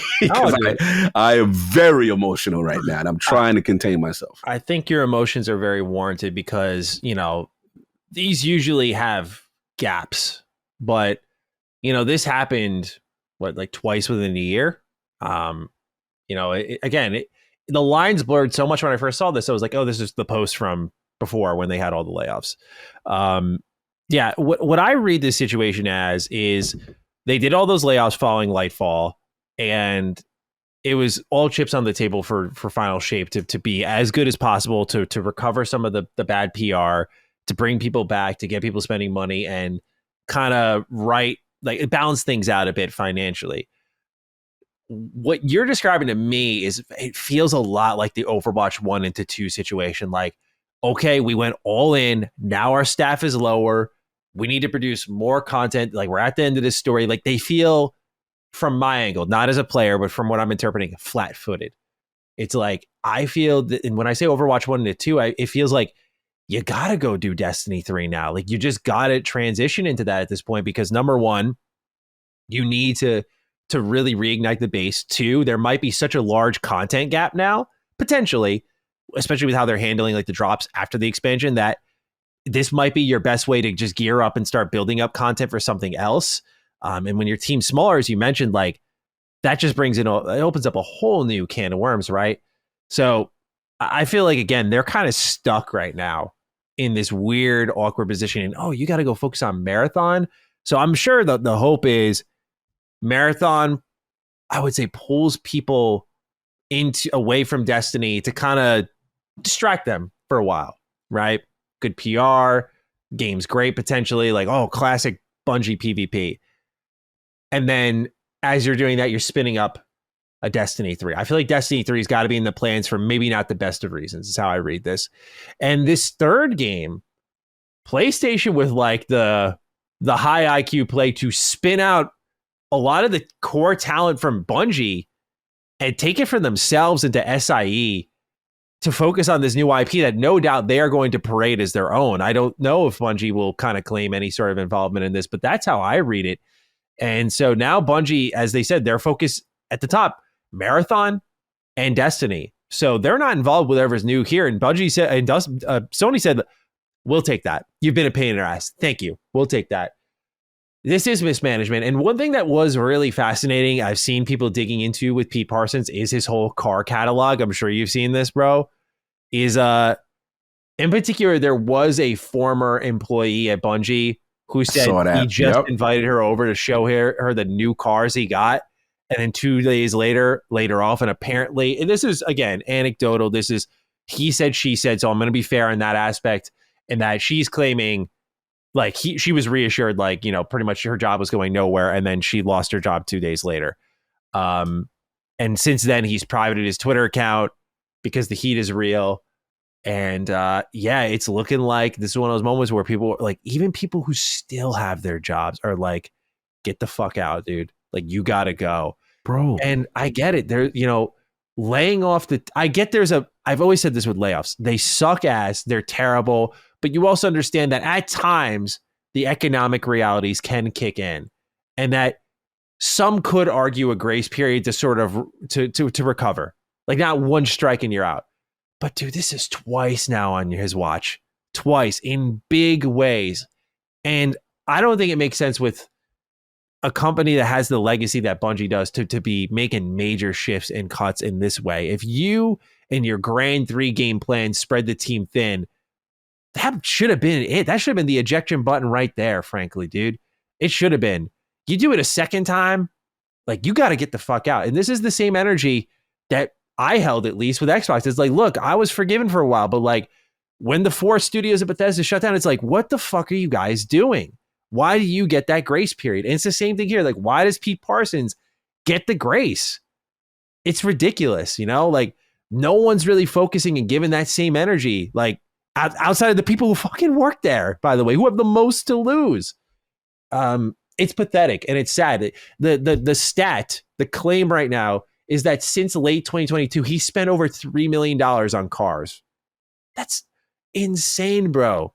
And I know that like $3 million into the, like, say, you know, Destiny 2 could only go so far. Right. But it goes to show that this guy's got so much fucking money to piss away that it always goes back to the Nintendo example. I forgot the gentleman's name. I know you're talking about. Who took the salary. Yeah. Took the salary cut to save the positions. Like, that level of selflessness, that, by the way, clearly you got cars for days, bro. That level of selflessness to maintain this team, to be like, yo, we got something good here. And that's so important to live service games, you know, like, because they can just, if you build that momentum, like, it's just an avalanche. To not even have that level of foresight to take some, at least it's not been publicly displayed yet, some level of a cut, right? Because they're like, all options have been exhausted, and everything in this financial breakdown that's been briefly put out for us here in the end of this blog post has nothing to mention with, like, you know, hey, we tried to eliminate executive pay. Like, we tried to slash executive pay in a meaningful way to create new windows. And like, when we did that, this happened. Like, there's the slight dodging of that, which leads me to believe it just never happened. It was never considered. Right. Like, well, we can do all this, but there's no way we can do that. And again, it's this massive loss of talent. And BioWare is a perfect example. I am on the side of the fence that I think that Veilguard looks really good, right. But you know, there's no denying, as someone who is a BioWare fan, that games like Anthem, even Mass Effect Andromeda, as this sort of black sheep to their most well-known franchise, was a complete betrayal of many of the things that BioWare is known for in technical areas, but also like just quality in the terms of writing. And, you know, as someone who works on a small team, I can just see in a small effort, like, how everyone's individual talents matter. And you blow that up times like 80, and you got a whole different story here where everyone's got their own specific roles and parts to play in these projects. And when you remove them in like huge fell swoops now, it's scary to think about what these games could be like. I'm not going to sit out here and go, yeah, well, Destiny 2 is going to suck now, because I think that's discounting the talent of the 800 plus people remaining. But I think people are fooling themselves if this is no cause to concern, right? Like, is there a bit of regulating for the health of the studio? Yes, but maybe people thought that was done already. And then as optimism built up with the content getting good and File Shape really delivering, as you said, Cog, it's like, this is the reward at the end of it all. Yeah. Who wants to be here doing this? And again, that's where the tough conversation does come into play between like creatives and financial realities. It's like, there's countless games. We all have our games that we've played that are really good that just didn't get the shine, or the games that did get the shine but didn't get enough. My favorite story is always BioShock Infinite. Like 9 million sales, I think it was. Like, such an amazing game. One of my favorite games ever. But look, man, that whole team at Irrational got torn down to like a skeleton crew of like 10, 13 people to now focus on what is Judas in Ghost Story games. And that game sold a ton, but because it was in development for so long and got rebooted multiple times, like that was just the reality. Like, yeah, did they, in my opinion, make a fucking amazing product? Yes, but sometimes that's not enough. And until we get the full tea behind the scenes, we won't truly know. But we had this write-in from Kasdan Risk here. Yeah. It says, hey, Dukes, huge news out of Bungie with their new path post. The TLDR is that they're laying off over 200 people, including leadership roles, integrating a large portion of their workforce into Sony Interactive Entertainment, using Sony resources to make one of their incubation projects happen, and more. While the whole message is delivered with a sense of regret, understandable as people are getting laid off, it does ultimately sound like a positive momentum shift for Bungie. They even say this will be a time of tremendous change for our studio, and I think it'll ultimately be a change for the better. What do you think? Take care. So I've seen this sentiment a little bit online as well beyond Kasdan Risk, in that some people think like, well, it's got to be done. And well, I know I'm alluding to like a Band-Aid being pulled off. I wouldn't spin it as good. It might be necessary, but I don't know if it'd be good. Because again, there was ways to, I think, maintain what they already had with what we had just previously suggested with Pete Parson and other execs taking massive pay cuts and what that could open up. So what do you make of this take, Cog, and any additional thoughts on this new path for Bungie? I mean, I guess shout out to Kasdan, for the write-in, but, I just disagree in the sense that, like, look, yes, you're going to say it's necessary what has to be done based on the fact that they have been mismanaged, and now, they were turning profits, and now, Sony has to come in.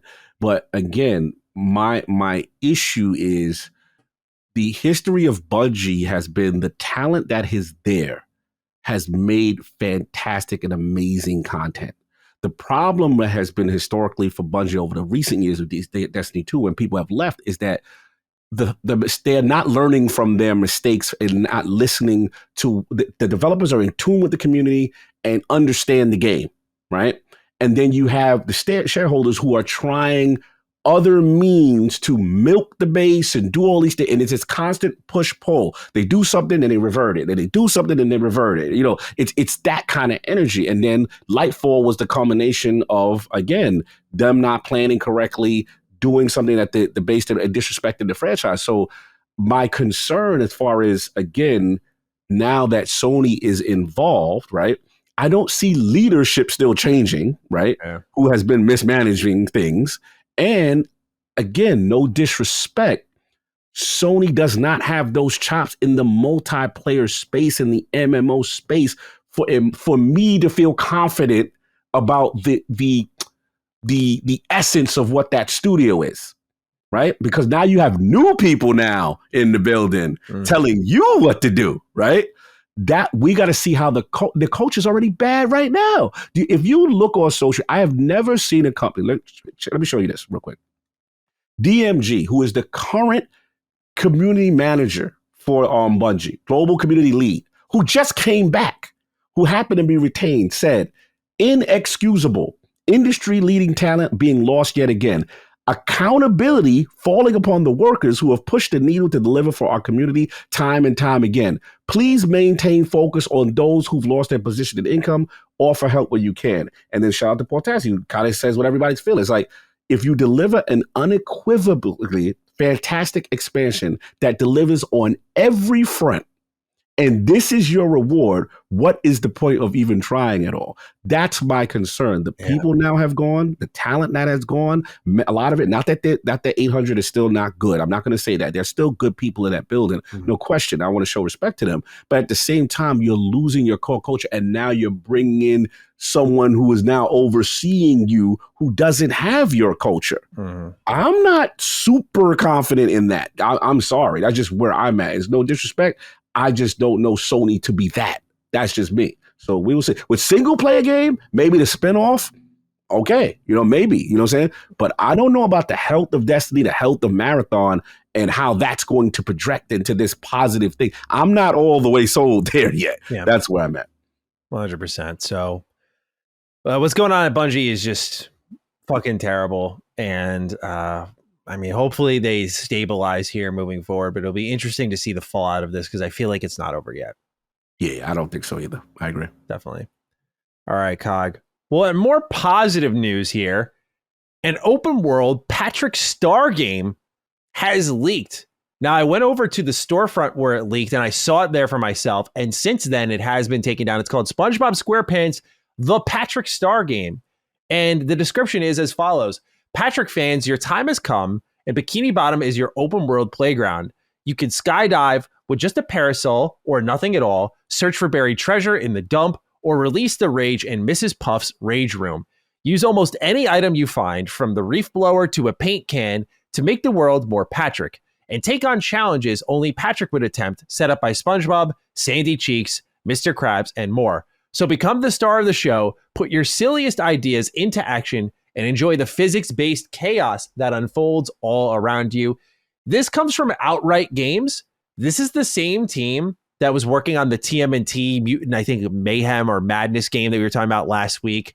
So they're working on now two of my favorite properties at once, and my happiness is in their hands. But I got to be honest, dude, just like with the TMNT game, the description on paper sounds kind of awesome, like open world Bikini Bottom, physics-based chaos, like playing as Patrick and getting his own game. Like, sounds cool. I'm excited to see more, frankly, but we don't have any screenshots or gameplay, but this did leak, and since then the storefront page has been taken down. I would imagine it's a real, because the storefront is called IGABIBA.com, which I'm totally unsure what that exactly is. I'll look it up in a second, but since they've responded and removed it, and again, to pick Outright Games instead of THQ is a little bit of a head scratcher, because like THQ is the one who did the Battle for Bikini Bottom Rehydrated. They did Cosmic Shake. I think it was about a little over a year ago now.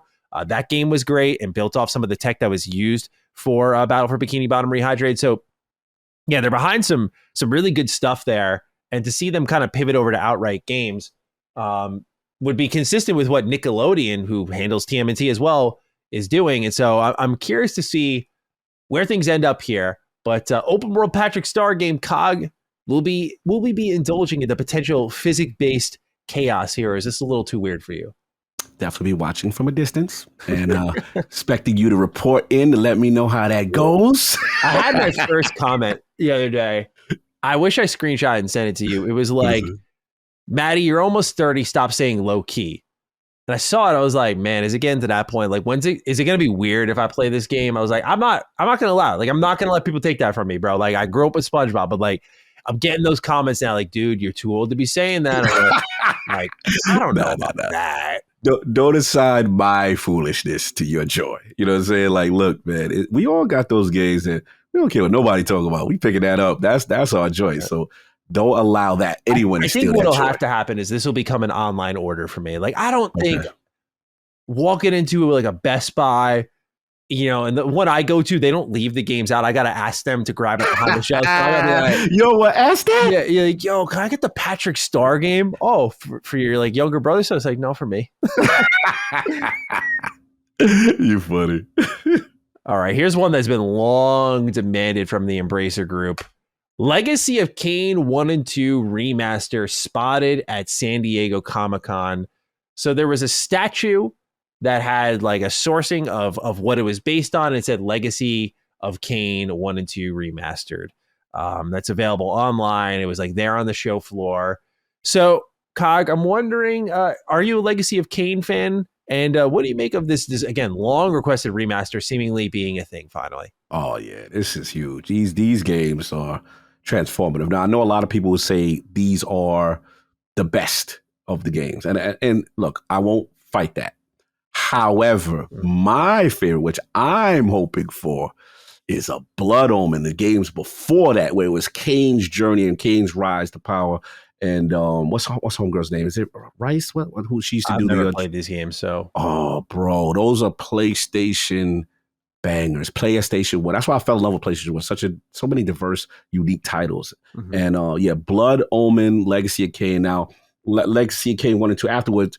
This is Razel's story, who evolved as a vampire, and my man Kain got jealous, ripped his wings off, threw him out. Like, so it's the continuation of the story, and my man is definitely the villain. But yeah, but don't get me wrong, like these games are amazing. I just hope somebody would do Blood Omen, man. Yeah. That's my joint. So, but I like it. At least we're making progress. Yeah, we're getting there. This is a series from Crystal Dynamics that people really love. According to GameStop, the placards that had this like Soul Reaver 1 and 2 remastered were removed from the booth once the remaster news started spreading online, and that Randy Larman, Dark Horse Vice President of Product Development and Sales, said the statues would be available in August, but hasn't commented on like the games themselves. So I imagine this was supposed to be like timed for later. And so here we are now wondering when it will be announced. So a couple interesting games on the way. Excited to learn more about them. All right, Cog. Visions of Mana demos available now. Just dropped overnight a couple nights ago. Just wanted to put it out there as a little bit of a signal boost for those of you who were interested in checking it out. I have yet to peep it out, but the game comes out at the end of August. So I might just honestly wait till then. We'll see. Cog, are you checking this one out? No, I might check it out. Yeah, because I've heard good things. You know, people definitely got the hype is up. I want to see what it's about. See what the big new thing is from the Mana series. I'm hearing good things from some, but like one of my close friends told me, he was like, I hated it. And I was like, oh, you're kidding. And he was like, no, like I wish I was. And he usually doesn't use that type of terminology. He's like, I felt like slow and clunky. Like I did not like it at all. I was like, when he's a big JRPG fan. So okay. We'll see where I fall when I try it out. And I'm curious to see if you try it out where you fall. So we'll update y'all on our progress as we check it out. This is a little bit of a deep cut announcement, but I wanted to highlight it. Wildermyth is coming to consoles on October 22nd this year. You may remember this on a random What We're Playing section. I called out this game after, it was definitely after a holiday break, because that's when I played it the most. This is a very procedural kind of choose your own adventure game where you like create your own character and you go through a story with your friends, and these stories are delivered to you in like a storybook fashion.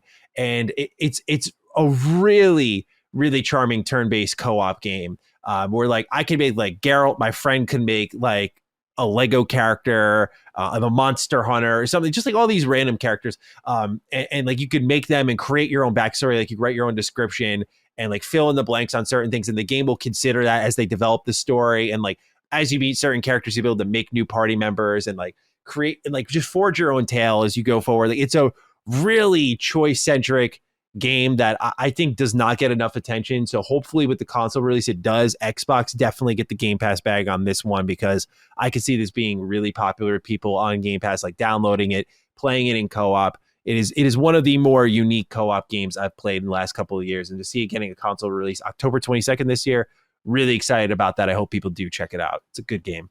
Yeah, I'm checking out the video right now. It looks actually really cool.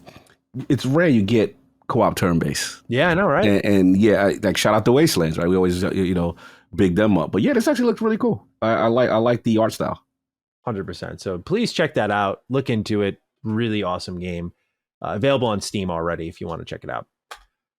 Dragon Age Veilguard. We have some Steam details here from their official Twitter account. They said, we're making great progress toward our fall launch date and can confirm early that Dragon Age the Veilguard will be going all in on Steam features. We're verified on Steam Deck and will be Steam native, meaning that the EA app will not be required to play the game.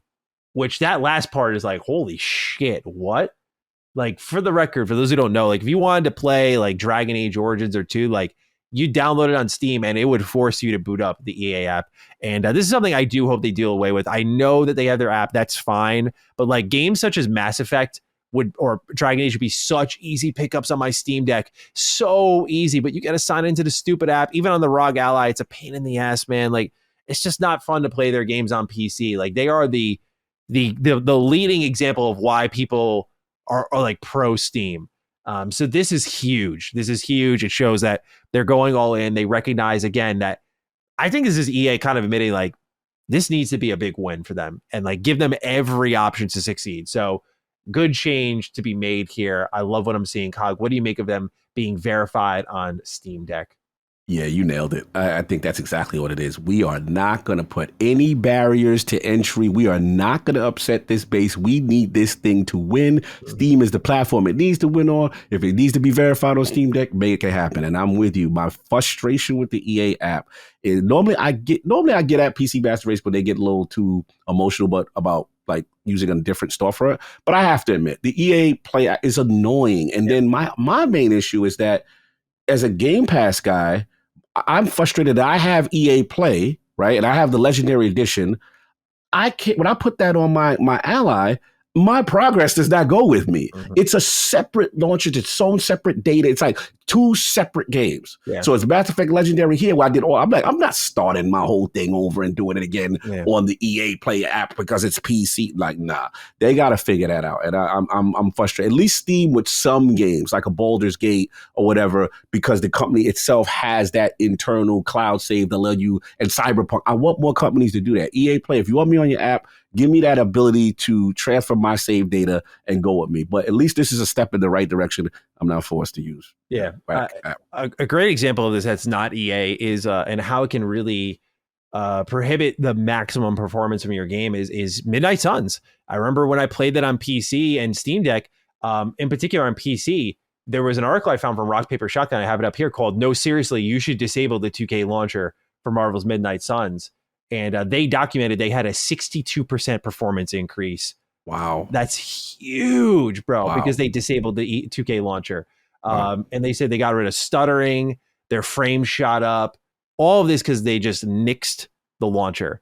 So it's not just a matter of inconvenience. It could be performance-based too. So it's good to see that they're going to run through Steam. I think that's really good and should honestly lead to more sales, frankly. All right, Cog. Last bit of news here before we talk about what games they're playing. Mortal Kombat 1 Chaos Reigns and Kombat Pack 2 have been revealed. Kombat Pack 2 will feature 6 DLC characters in Ghostface, T-1000 from Terminator 2, Conan the Barbarian, Noob Saibot, Cyrax, and Sector. And then Chaos Reigns is a new narrative DLC releasing on September 24th, which features a new threat from an alternate timeline where Liu Kang must work with his enemies to protect the new era. There's also a free update that same day, including Animality, which, yes, allows you to transform into your spirit animal and, quote, annihilate, end quote, your beaten down foes. Satello74 has the write-in. Hey, T-1000 Maddie and Cog the Barbarian. With the reveal of Mortal Kombat 1 Chaos Reigns story expansion and Kombat Pack 2, I was wondering if any of you plan to check this out and what character you are most interested in playing as. Personally, I'm looking forward to Ghostface because I am really interested to see what kind of references and callbacks they can implement into his combos. We should have gotten Cog in a loincloth instead of Conan kind of day. We not doing that right now. You out of pocket. You a wildin'. So Tello being messy. Yeah, look. I'm a huge fan of Mortal Kombat story DLCs. I think they have set the bar. I told people about Aftermath last time, the Mortal Kombat before. Yeah, I'm in here with day one. Like, I kind of fell off Mortal Kombat, to be honest. After I played it, story was great. I'm not really a fan of that cameo system, to be honest. Same. It didn't really do anything. I feel they need to go back to their roots. Off the game, honestly. Yeah, honestly, it did. It did, because this feels gimmicky, and it doesn't feel like a core gameplay mechanic. It was like Mortal Kombat 10 vibes for me. Like, when they had the 3 variants, I was like, it sounded so good on paper. Like, I'll be the first to admit I was gassing up the game going to watch, but then I played it, I was like, I liked 11 way more than this. I agree. So for me, I will get it, though, because I am such a fan of Mortal Kombat narratives in games. Yeah. They are the king of fighting game story, the whole cast, continuation. I want to know what's going on with Liu Kang. I want to know about and then for the character, to your question, I want to see Noob Saibot. I know the history of the character. Broken, bro. That guy is always so fucking annoying. Busted. Bro, anyone who ever pisses me off in Mortal Kombat is a Noob Saibot main. Including real life friends. Like, I always remember posting up for a little Mortal Kombat. I think it was was it 9 or something like that? I forgot which Mortal Kombat it was, but posting up at a friend's house to play a little competitively. And my friend pulled out a new side. I was like, this is going to be bad. Like, just the teleport takedown, the zipping all around the screen, just not good. Not good. Yeah, it's good. It's definitely going to be a lot for people. And then shout out to, one thing you got to give Mortal Kombat. They lean into those movie licenses that they got right for. Yeah. So they do it in a cool way. I got to see the T-1000. You got to see Conan. Some of the stuff really fits. Ghostface is hilarious. I think that's hilarious. It's hilarious, yeah. Yeah, so look, it'll be good. I'll jump in. I will pick it up. I will jump in for a few, beat the story, and then I'm pretty much done. I'm not staying around too long. Tekken's got me, but I do love their story. I am most excited about T-1000. As someone who just saw Terminator 2 recently, for the first time? Yeah, bro. Wow. Rewind is opening up my world big time. I'm getting to the point where I'm catching way more references than ever before. But Terminator 2 is phenomenal, by the way. Goat. Just as a side note, yeah. My favorite movie thus far that I've seen is Blade Runner, for what it's worth. Oh, yeah. Classic. Yeah. Yes. Yeah, so good. But T-1000 was like an awesome villain, and they're using Robert Patrick's likeness for the DLC. And so I'm really excited to see like what crazy shit they pull out from that movie. It's funny because I think they had Terminator, like the original Terminator, as like, was it in the first Combat Pack or like was it previous game? Previous game. That's what it was. Yeah, they had the Terminator in. So, bro, that Terminator RoboCop. Yeah, like they kill it. Their use of their movie license is so creative, and I love how they go all, and it fits in the Mortal Kombat universe. So, I would just love for them to, because like they have them all so spread out. I would love for a game to just take all these guest characters and just pull them into one. Right? I would just love to have that, because I know it's part of like what drives people to them, but some of them are so cool. It's like, when they did TMNT and Injustice, like that was such a big deal for me. Like I came back exclusively for that. So I know for some people that's what this is. I think if I stop for any of them, it's going to be T-1000. And Chaos Reigns, I don't know, dropping in a start of a really busy time, my friend. Like early October, I'm taking. So anything leading up to October, like I'm just prioritizing and trying to finish out and put as much time into. Like I'm preparing in advance. So I'm just trying to be aware of that. And I don't think somebody didn't even beat Mortal Kombat 1. Like I actually didn't even do the story. I played online for like 5 hours with friends. I was like, I'm not, like, it's good, but I'm not like in love with this game like I was with MK11. Agreed. So I kind of just bounced from it. Good though. Never came back. I'm a Tekken guy. What can I say? I feel you came to the right side. Yeah. You came to the right side. Yeah, absolutely. Thank you, Satella, for your write-in. And with that, Cog, we move into what games we are playing. Sir, I'd love to hear more from you on your 2 games you got on the list. Yes, the familiar, subjects. But, man, what more can I say about Path of the Goddess? Just when I thought I loved what I loved, I'm about 8-9 hours in now. This game continues to amaze me every single time. Adding more mechanics, adding more things. Let me tell you how dope this game got. So first, there was a stage early on where I started to get into the routine of the game. I'm like, all right, cleanse a town board, usually two to 3 levels of it. Free up villagers, assign them roles. Move the goddess along, get as close. You got to be strategic. Stop her. Don't put her too close to the Torii Gate, because if the Torii Gate opens up and when the round begins and they overwhelm her, you got to be smart. You got to use the map to your advantage. Sometimes there's points where you can post up. You can put your archers up on certain things. You got to plan out your defensive thing. So it's like, I don't know if you ever played this game. You ever play Duck Duck Goose as a kid? Yeah. You know what that is? Yeah. Okay, so it's like Duck Duck Goose, right? Yeah. So it's kind of that, because she's going. You could stop her, right? And you want to stop her at a point where you could really protect it. Sometimes if you carve the gate and you see where her trajectory is going to be right in front of the gate, you don't want to start the night cycle right there, because you'll get overwhelmed if you're not kitted out. So that's the first. I'm like, I got the mechanic. And then usually you do that. Then there's a boss battle. So I'm like, all right, I got you, Path of the Goddess. I know what you are, and I'm still comfortable. Why this game did a stage where I started the thing. First of all, they keep introducing new enemy types all the time. Super creative, There's this one, it came out the gate, went on top of the goddess head and started strangling her. So I'm like, I go over there, then it takes me out. Wow. So I'm like, whoa, what the? Then the game it keeps teaching you, like, it's like a tutorial comes up. Now the soul has been disabled, the goddess has been thing. Now, every time you kill someone, you get this currency. You get this currency that you use to assign roles. It basically, to change someone into a woodcutter or an archer or a sumo, you basically have to use a currency, right? So in order to get this thing off the goddess head, you have to control only your villagers, right? So now I'm like, oh my God, like I'm playing full turn based with no action. You know what I'm saying? So now I'm using these things. I'm like, all right, let me set up my guys here. I got my shaman guys to slow them down. And then what we're doing is, in spirit form, when they're collecting the essence, this spiritual currency, I then go over to her and use this thing to weaken this demon that's on her head. So that was a whole board. I was like, this is super creative. There was a board bro, that now you get to a part in the mountain of town where you now have to free up everything, and then you got to get on these boats, and you're at sea.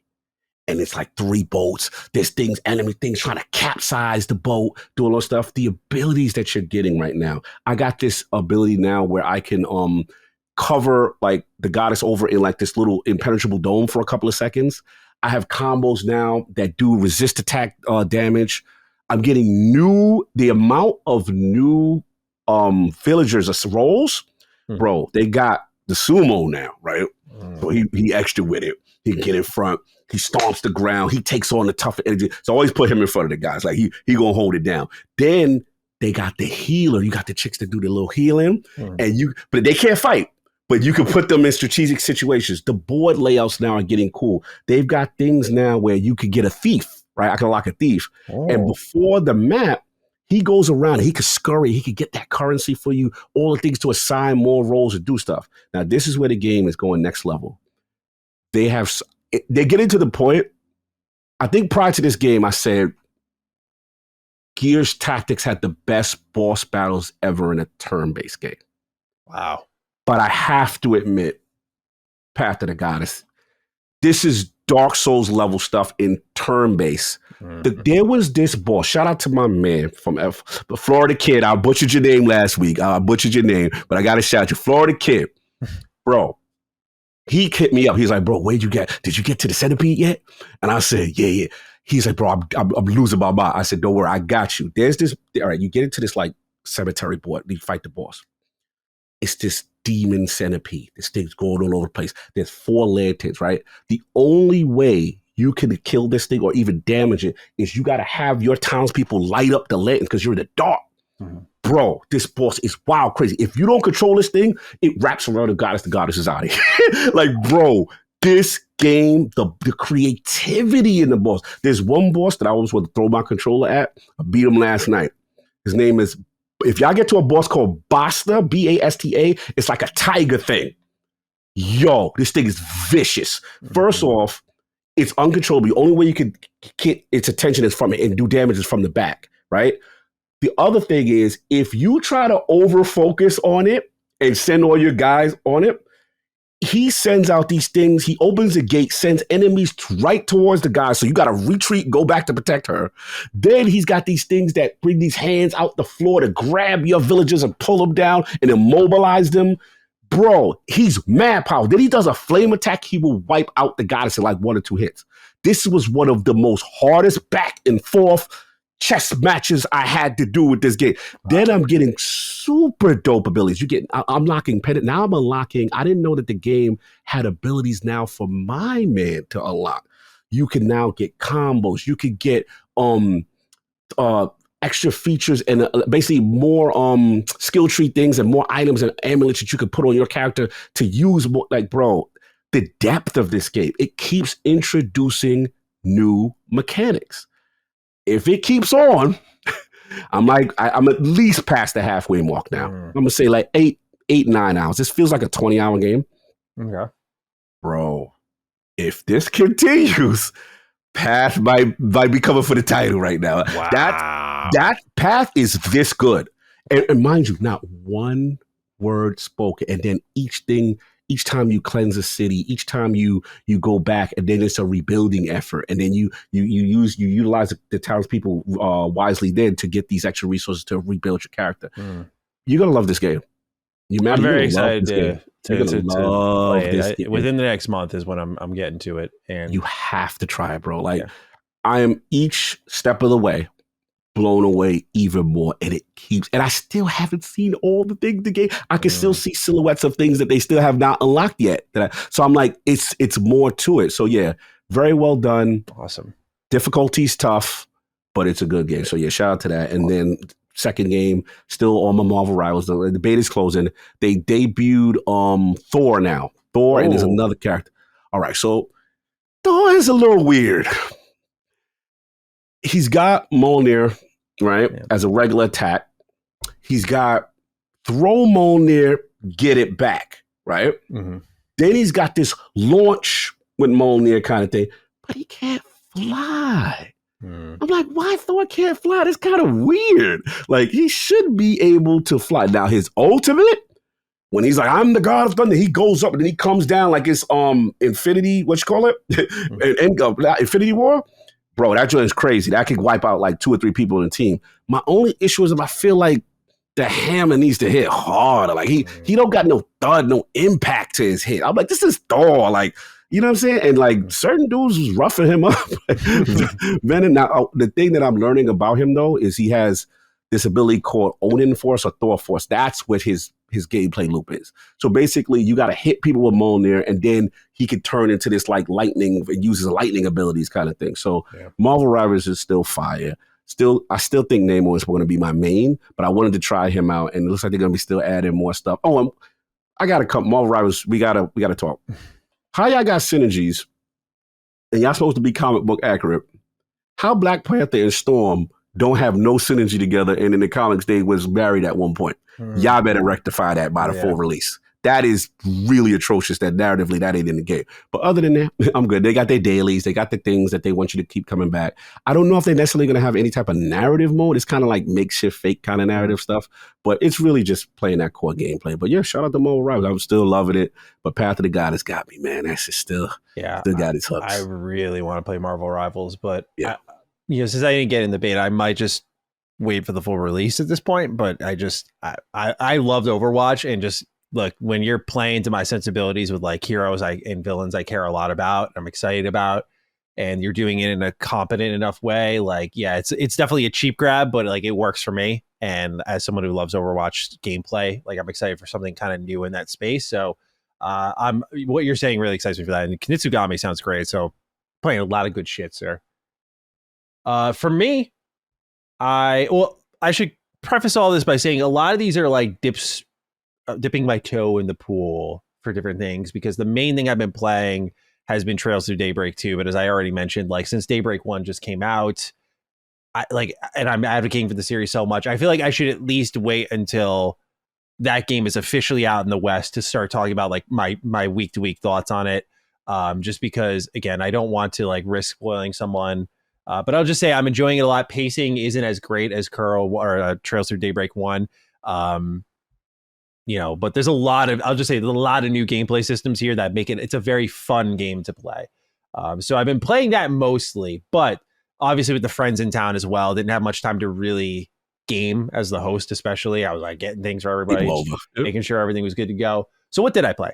Fallout London, brand new DLC-sized mod that released over on GOG, specifically there because number one, they have their own client there now. But number two is it's for the rolled back version of Fallout 4. For those who don't remember, as I covered, Fallout 4's next gen update fucked the game up big time. And there really hasn't, to my knowledge, been any updates or changes since. And this mod was supposed to come out during the Fallout TV show, its release week. They delayed it because of the next gen update, because they wanted to see what Bethesda would do. Good thing they did, because it kind of upended the game, and in turn their release got delayed a number of months.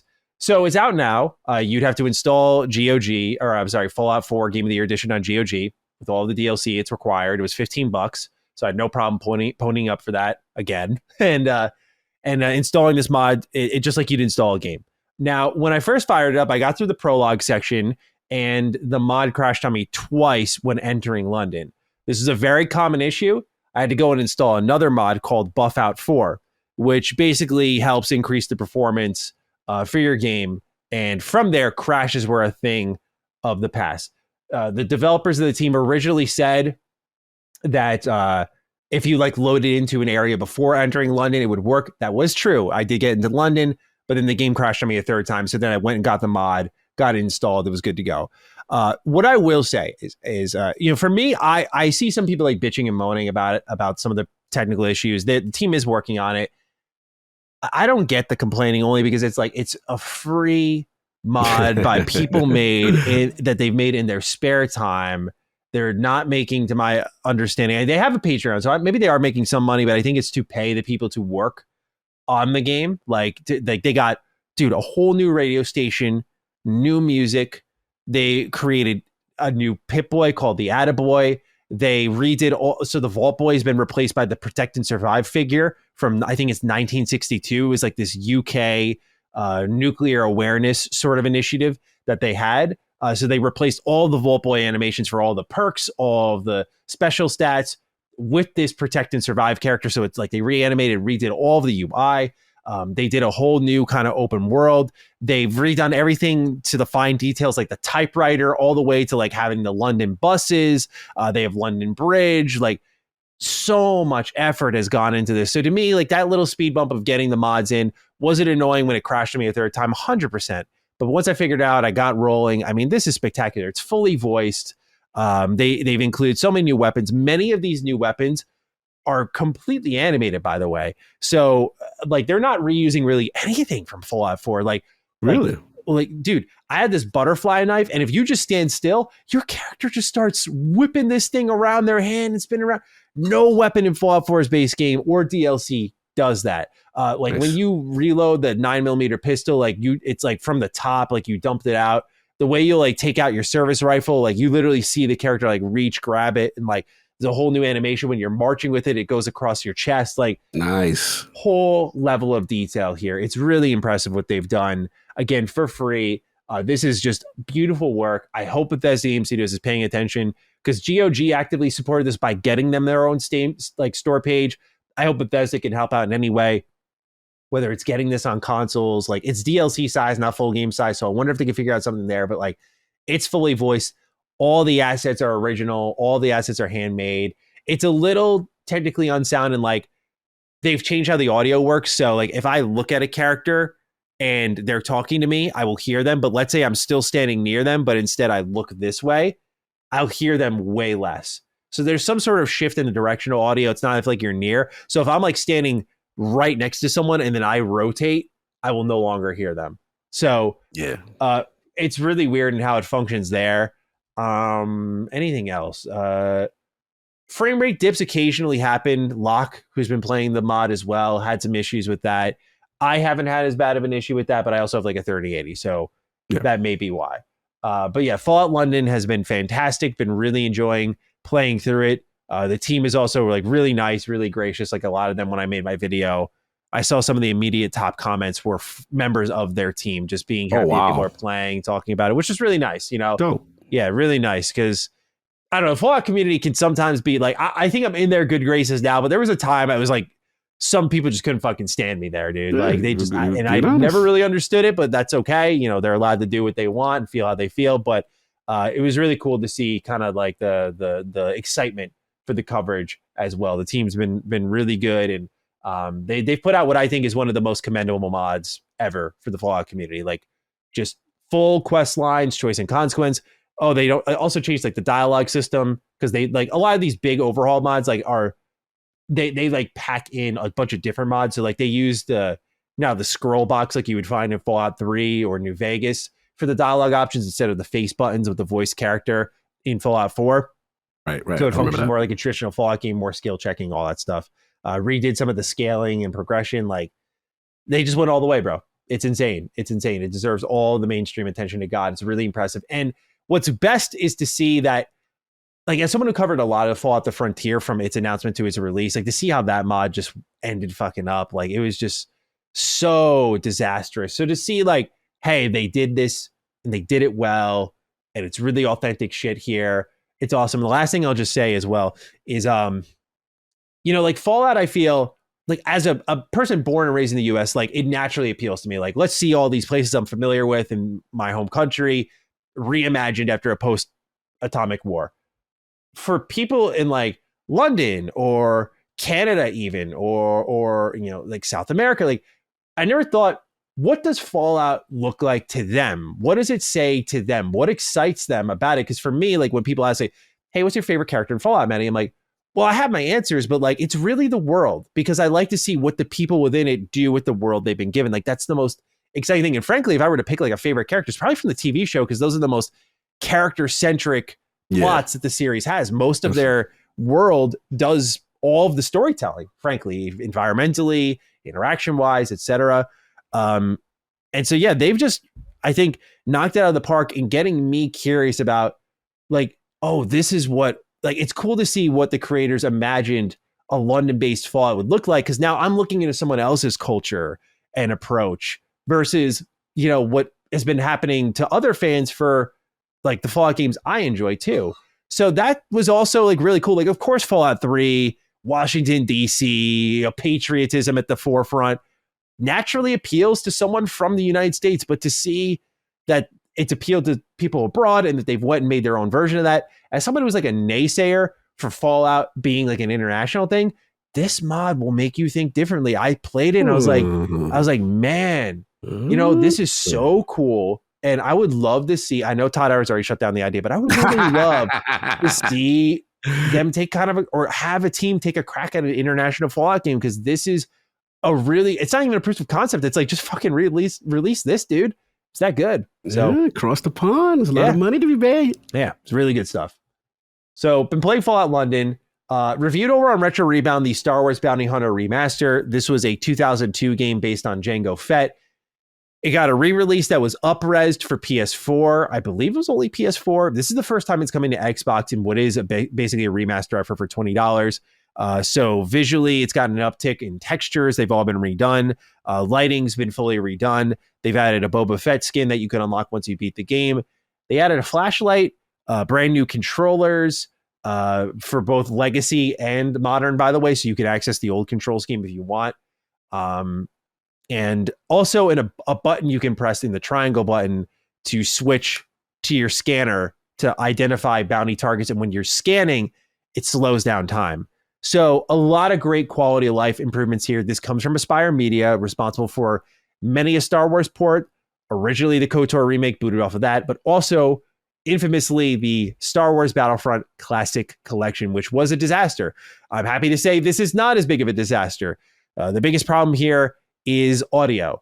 Audio for this game is inconsistent in that the gameplay is very muted. Like you'll get calls over the intercom, and usually those are pretty loud in a good way. Like you could hear them. Now you could barely hear them. Even when they're coming out of your controller with the volume cranked up in the options menu, super low. But the cinematics in the game are stupid fucking loud. So that's like the main nitpick. I watched Switch Up's review for the game on a technical level. When the game is in handheld mode, it is not 60 frames. It's 30.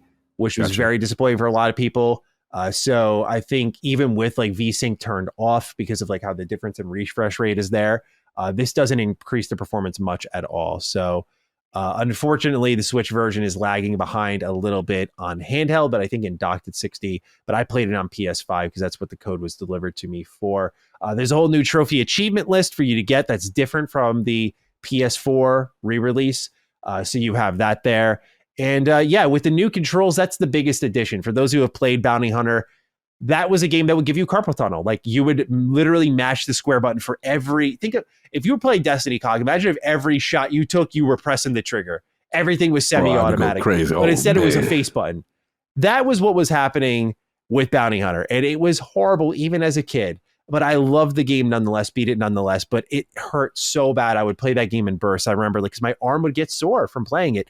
Now, nice and breezy. Hold the right trigger, you're done. Open fire. That's it. So that's the best thing that they did in the terms of changes.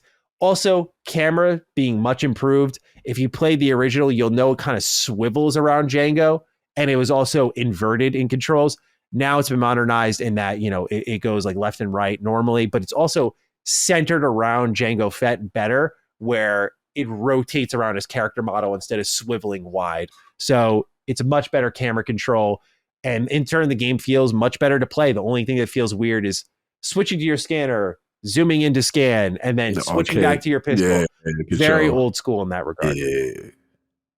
Last one here was I played 3 hours of Star Wars Outlaws. Ooh, the new. Yes, the new. Coming out at the end of this month. Meatball has the right in here. Good day, Dukes.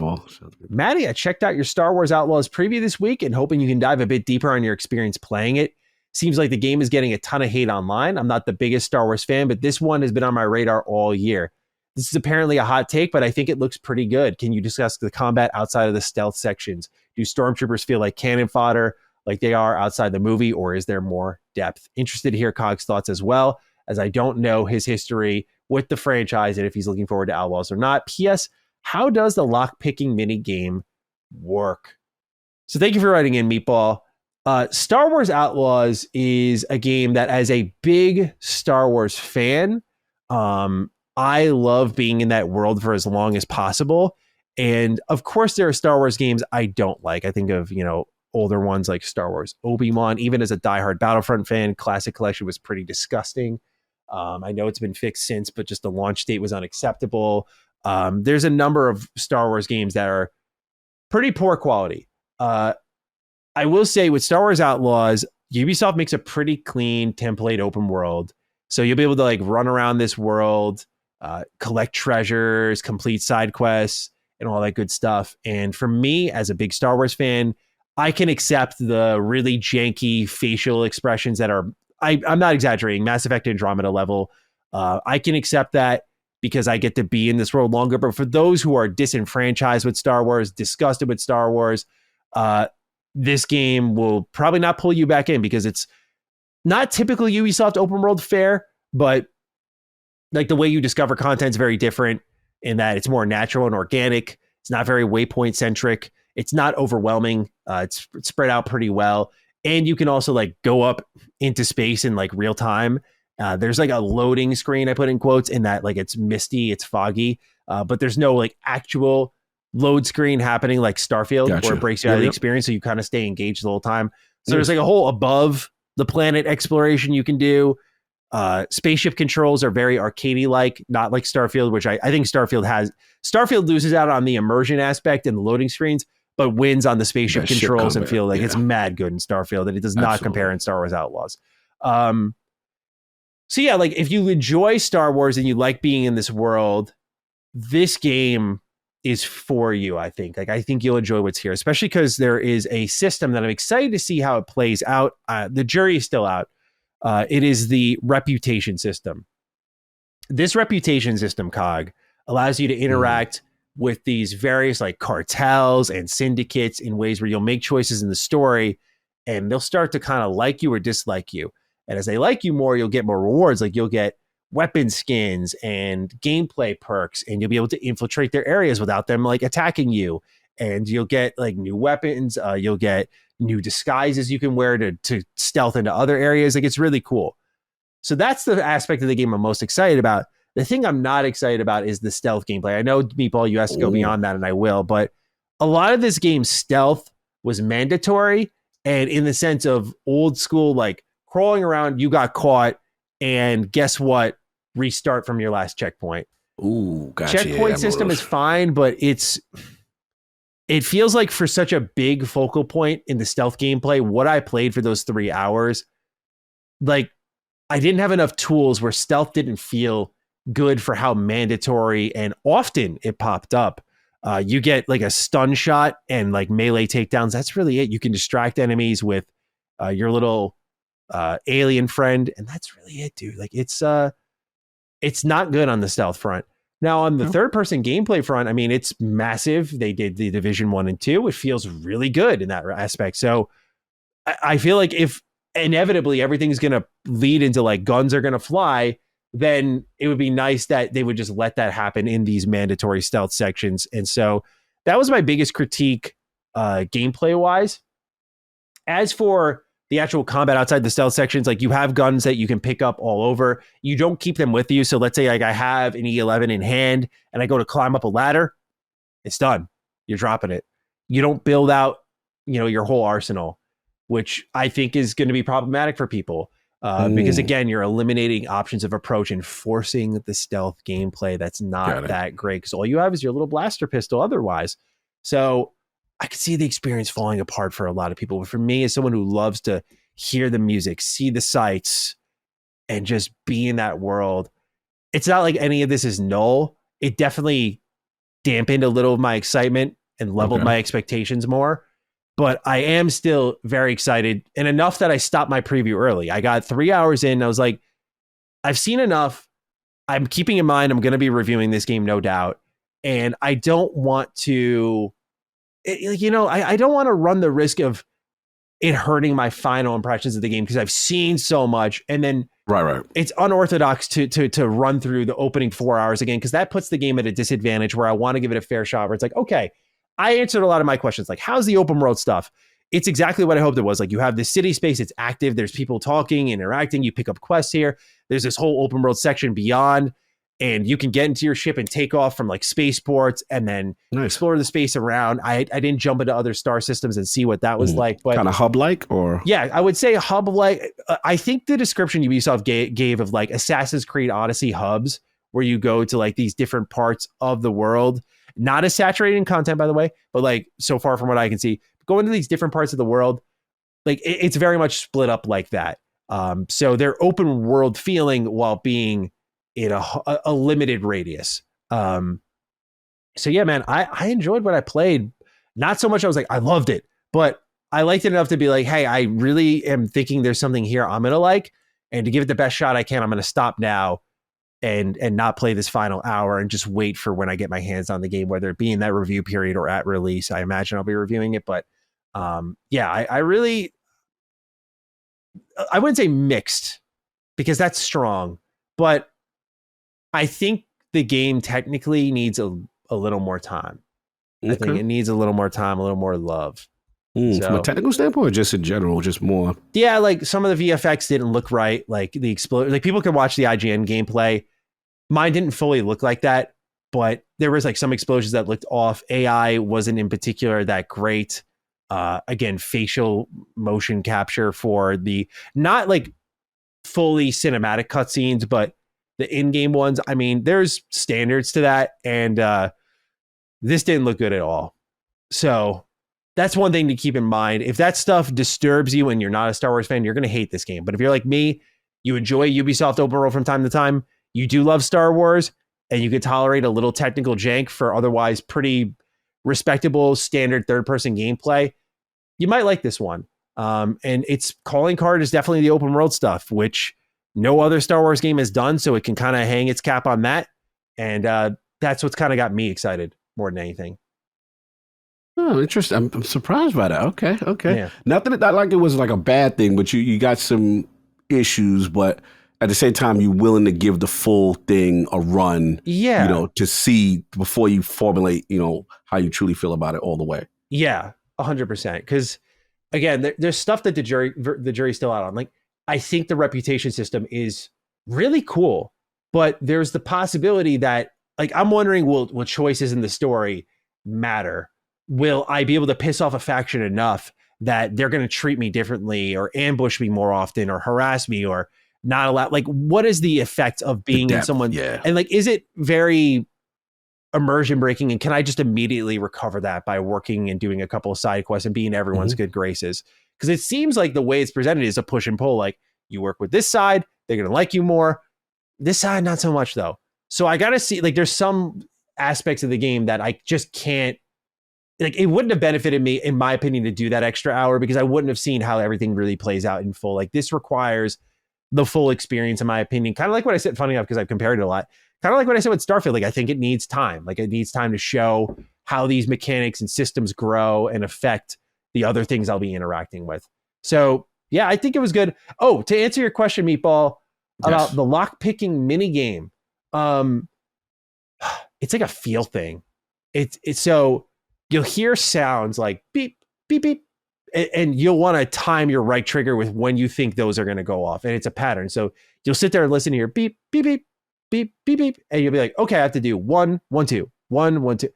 And so like mimicking. Okay. You have to mimic the sound basically. Got it.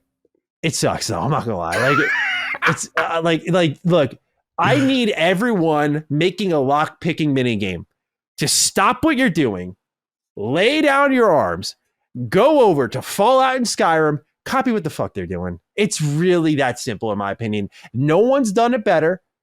And like, it's like, look, even Bethesda Game Studios needs to take notes of that. That's why I'm so impassioned about this. They did the digipick thing in Starfield, and they did like every 10 steps. It's like, no, man. Like, the digifin. I like the digifin. He hates it. Oh man, he hates it. It's because the digipick would be fine, but it's because every 10 steps in Starfield is like a fucking locked chest or a door. And I spend more time fucking with that thing than anything else in the game. And I'm like, this is, that is the one mod I installed beyond, and that's why my achievements were disabled, because I was like, give me easy pick right freaking now. I need this right now because I cannot deal with this. I want every lock to be open just like that. Let it be that simple, please and thank you. So that's where I am at with lock picking in games. And I think even Star Wars Outlaws hacking game, it's like matching shapes. It's like, oh, like this looks like a square. This looks like a square. This looks like a circle. This looks like a half moon. And you're like matching them up and eliminating others. And it's just like process of elimination. It's just not good. It's just not good, man. Like, Daddy, not a fan. Not a fan. So those are my bigger complaints. But no, fair enough. And shout out to Meebo's question for me. Yeah, no, I am the casual Star Wars fan. So I do show up for the big events, though. You know what I'm saying? Like the Jedi Survivors and obviously the KOTORs and all that stuff. So yeah, I'm gonna definitely check it out though. But I'm hearing, I mean, you've given a more negative experience than Attic really liked it, which surprised me. So I'm like, I thought he wasn't gonna like it at all. I thought you guys were role reversed. Yeah. Like, you know what I'm saying? So I'm very curious to see where I land with it. But yeah, I'll check it out. I'm trying to be objective in the matter because like what I played, I really liked. Like I was like, this is really good stuff and it's fun and I love being in this world. So I know based on what I played, if what I got, this will at least be good for me. But I know when you throw Star Wars in the mix, that scale is all the way from top to bottom, like in full effect now. And then you throw on top of that like there's quality questions in the technical areas and then mechanically, like how do things play out? Like I can see those quality issues on a technical level continuing on, but like if that reputation system is like really dynamic, I'll be like, I don't give a shit. You know, like and it goes. I got you. Yeah, like I think I could be more positive or more negative come launch, not to be like a fence rider on it, but yeah, like I know for a fact for me as a Star Wars fan, like, dude, I'm in. Like, yeah, 100%. Like there's no doubt in the first place. What I played just went like, okay, Maddie, like you were up here, and this kind of just brought you down to like the middle area a little bit more. Like, all right, you've been lowered a little bit in expectations. You understand what this is, and so I'll account for all of that in like my final review of the game. But yeah, it was a good time. It was a good time, and I'm looking forward to playing more with it later. All right, Cog. All right, Cog, number one here on the news, Microsoft Gaming's fiscal year 24 Q4, as in April through June, results are in, and they're mighty telling here. Gaming revenue is up 44%, bolstered by Activision at 48%, and revenue would have been down minus 4% if the company hadn't acquired ABK. Content and services revenue were up 61%, with Activision having contributed the majority, 58%. Xbox hardware revenue is down a staggering 42%. The total Microsoft revenue for the quarter is $64.7 billion, which is up 15%, and net income, the profit, is $22 billion. Now, the net income for the Xbox division isn't available as those breakdowns aren't included, but we do have a net impact from the Activision acquisition available to us, which shows an operating income at a loss of what looks to be, I believe it's $500 million here. So really interesting state of affairs here for Xbox. And we have the write-in from Astro Parrot King that I think hones in on the subject that we all want to jump right to. Hi, Dukes. In Microsoft's Q4 earnings call, it was stated that Xbox hardware is down 42%, while content and services revenue is up 62%. At first glance, this seems very bad for Xbox, but with the push to not need an Xbox for Game Pass, this makes sense. What effect do you see this having on the Xbox making more consoles? How will this affect Xbox 360 physical games if there isn't a new Xbox? Have the future we want isn't given to us, but earned type of day. Meanwhile, I want to throw Neo JD's right in here as well, so we can just kind of go wherever we wish with this. Dukes, Xbox hardware is still on the downtrend year over year. We already know they're going to be making another box for the next generation. What do you think their approach will be to get hardware numbers back up by then? Thanks, and I wanted a limited Xbox. I wanted a limited edition Xbox, but they stopped making those after the series didn't sell. Kind of day. So now we know why the rap guy has a job. Cog. Very interesting state of affairs here when it comes to Xbox and their hardware. Making a lot of money. Activision helping out a lot, clearly. But we can see underneath that, Xbox themselves wouldn't be making all that much money. But I see a lot of people putting an asterisk next to it, but I'm like, well, hold on. Like, I get it. It does paint a particular story, but we see here, like, this is why they got Activision. It's made their business. Like, Xbox don't care. Like, they're seeing that they're like, we're making a shit ton of money. We don't care. We own them now. So I see a lot of people trying to take away from it, and I get it. We can talk about in a nuanced conversation what this means, but the reality is this company's making a shit ton of fucking money right now. But hardware revenue down a scary amount. You know, that this is on a complete nosedive, dude. So what do you make of it? You know, is it just lack of interest in what Xbox is doing? Is it lack of content? Is it all of the news and uncertainty surrounding their brand? I think it's a little bit of everything, frankly, but I mean, I don't know how you could read these numbers and spin it into anything positive. Like, they may not in their future be a complete hardware centric company. Like, they want to do subscription services, but right now they need hardware still. That's one of their main conduits to getting their games out there. Like, their main base is on consoles. It is. So to see the hardware numbers down that much, it's putting a lot of pressure on games to punch way above their weight and sell way more copies. And more than anything, it's going to put pressure to get those games over to other systems that are not struggling to sell. So, Cog, I leave it to you. What do you think of what's going on here with Xbox hardware to kick things off? My mother always had a famous expression. When someone tells you who they are, believe them. They're telling us who they are, you know, and it's just like, look, I get it. Like, I am not trying to poo-poo hardware down. Like, 42% is horrible. Like, we are not sugarcoating this. We are not saying, yeah, you know, there's, you know, it's good to be looked at it. I'm not going to do that, because obviously I do love the hardware, and hardware is my primary, you know, form of consumption when it comes to Xbox. But I still think that at the end of the day, like I said before in the crossover, when I look at Microsoft as a whole, Microsoft is a bottom line company. That's it. Is gaming revenue up? Is services up? Yes, we're making more money. Great. Right? Now, to me, I do feel it's a fair question to say, with this type of precipitous drop in hardware, what are you doing to try to offset that, or do you care at all? And right now, the indications is that, not that they don't care at all, but they don't seem to be doing anything to want to give value or bolster the marketing of the console.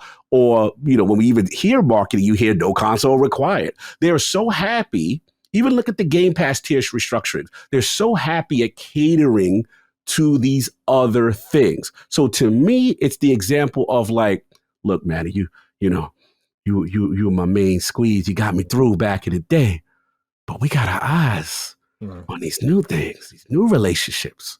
You know what I mean? And the new relationships means Game Pass subscriptions, every device, where, you know, you see with the Amazon deal and all these deals that they're making with, I think the Samsung deal they just put out now with Game Pass Ultimate, they are so hell bent on being everywhere else.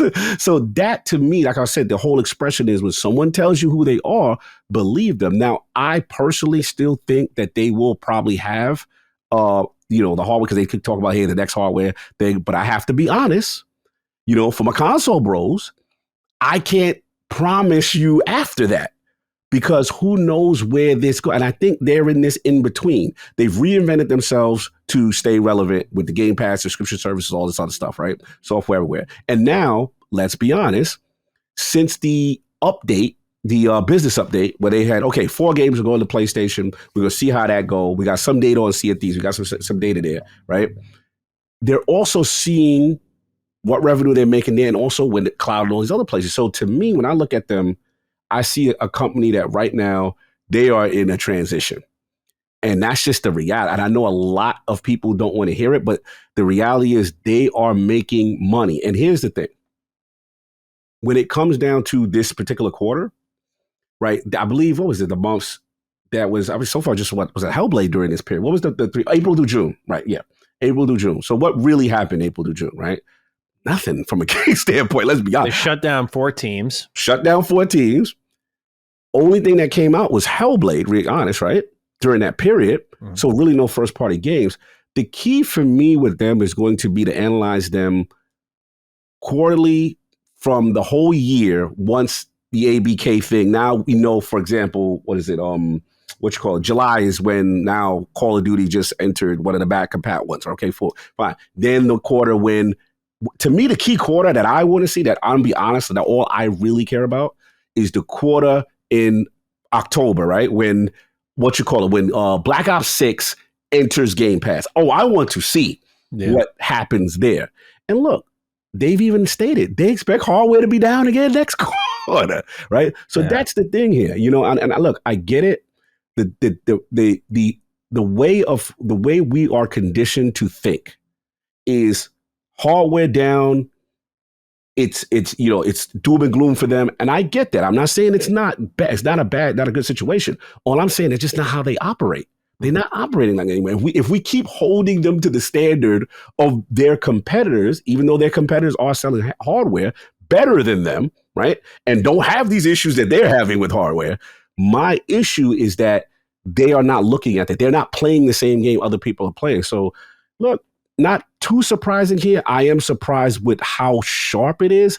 Me personally, I would like them to still invest in hardware. I would like them to promote the hardware. I would like them to do that stuff, but we will see. The stuff that I see that they're saying, to me, doesn't indicate that there's going to be this drastic change in promoting the hardware. But that's just me. I got more thoughts on it, but where are you at with this? I don't think there'll be a change either. And while they are riding differently compared to other companies in the games industry, I don't think they should be okay with what they're seeing here. Like, there's no world where, like, I think they should want to have their cake and eat it too. Like, you should want to still be selling hardware, even though clearly, as I'll read this quote here, they have different aspirations for Xbox.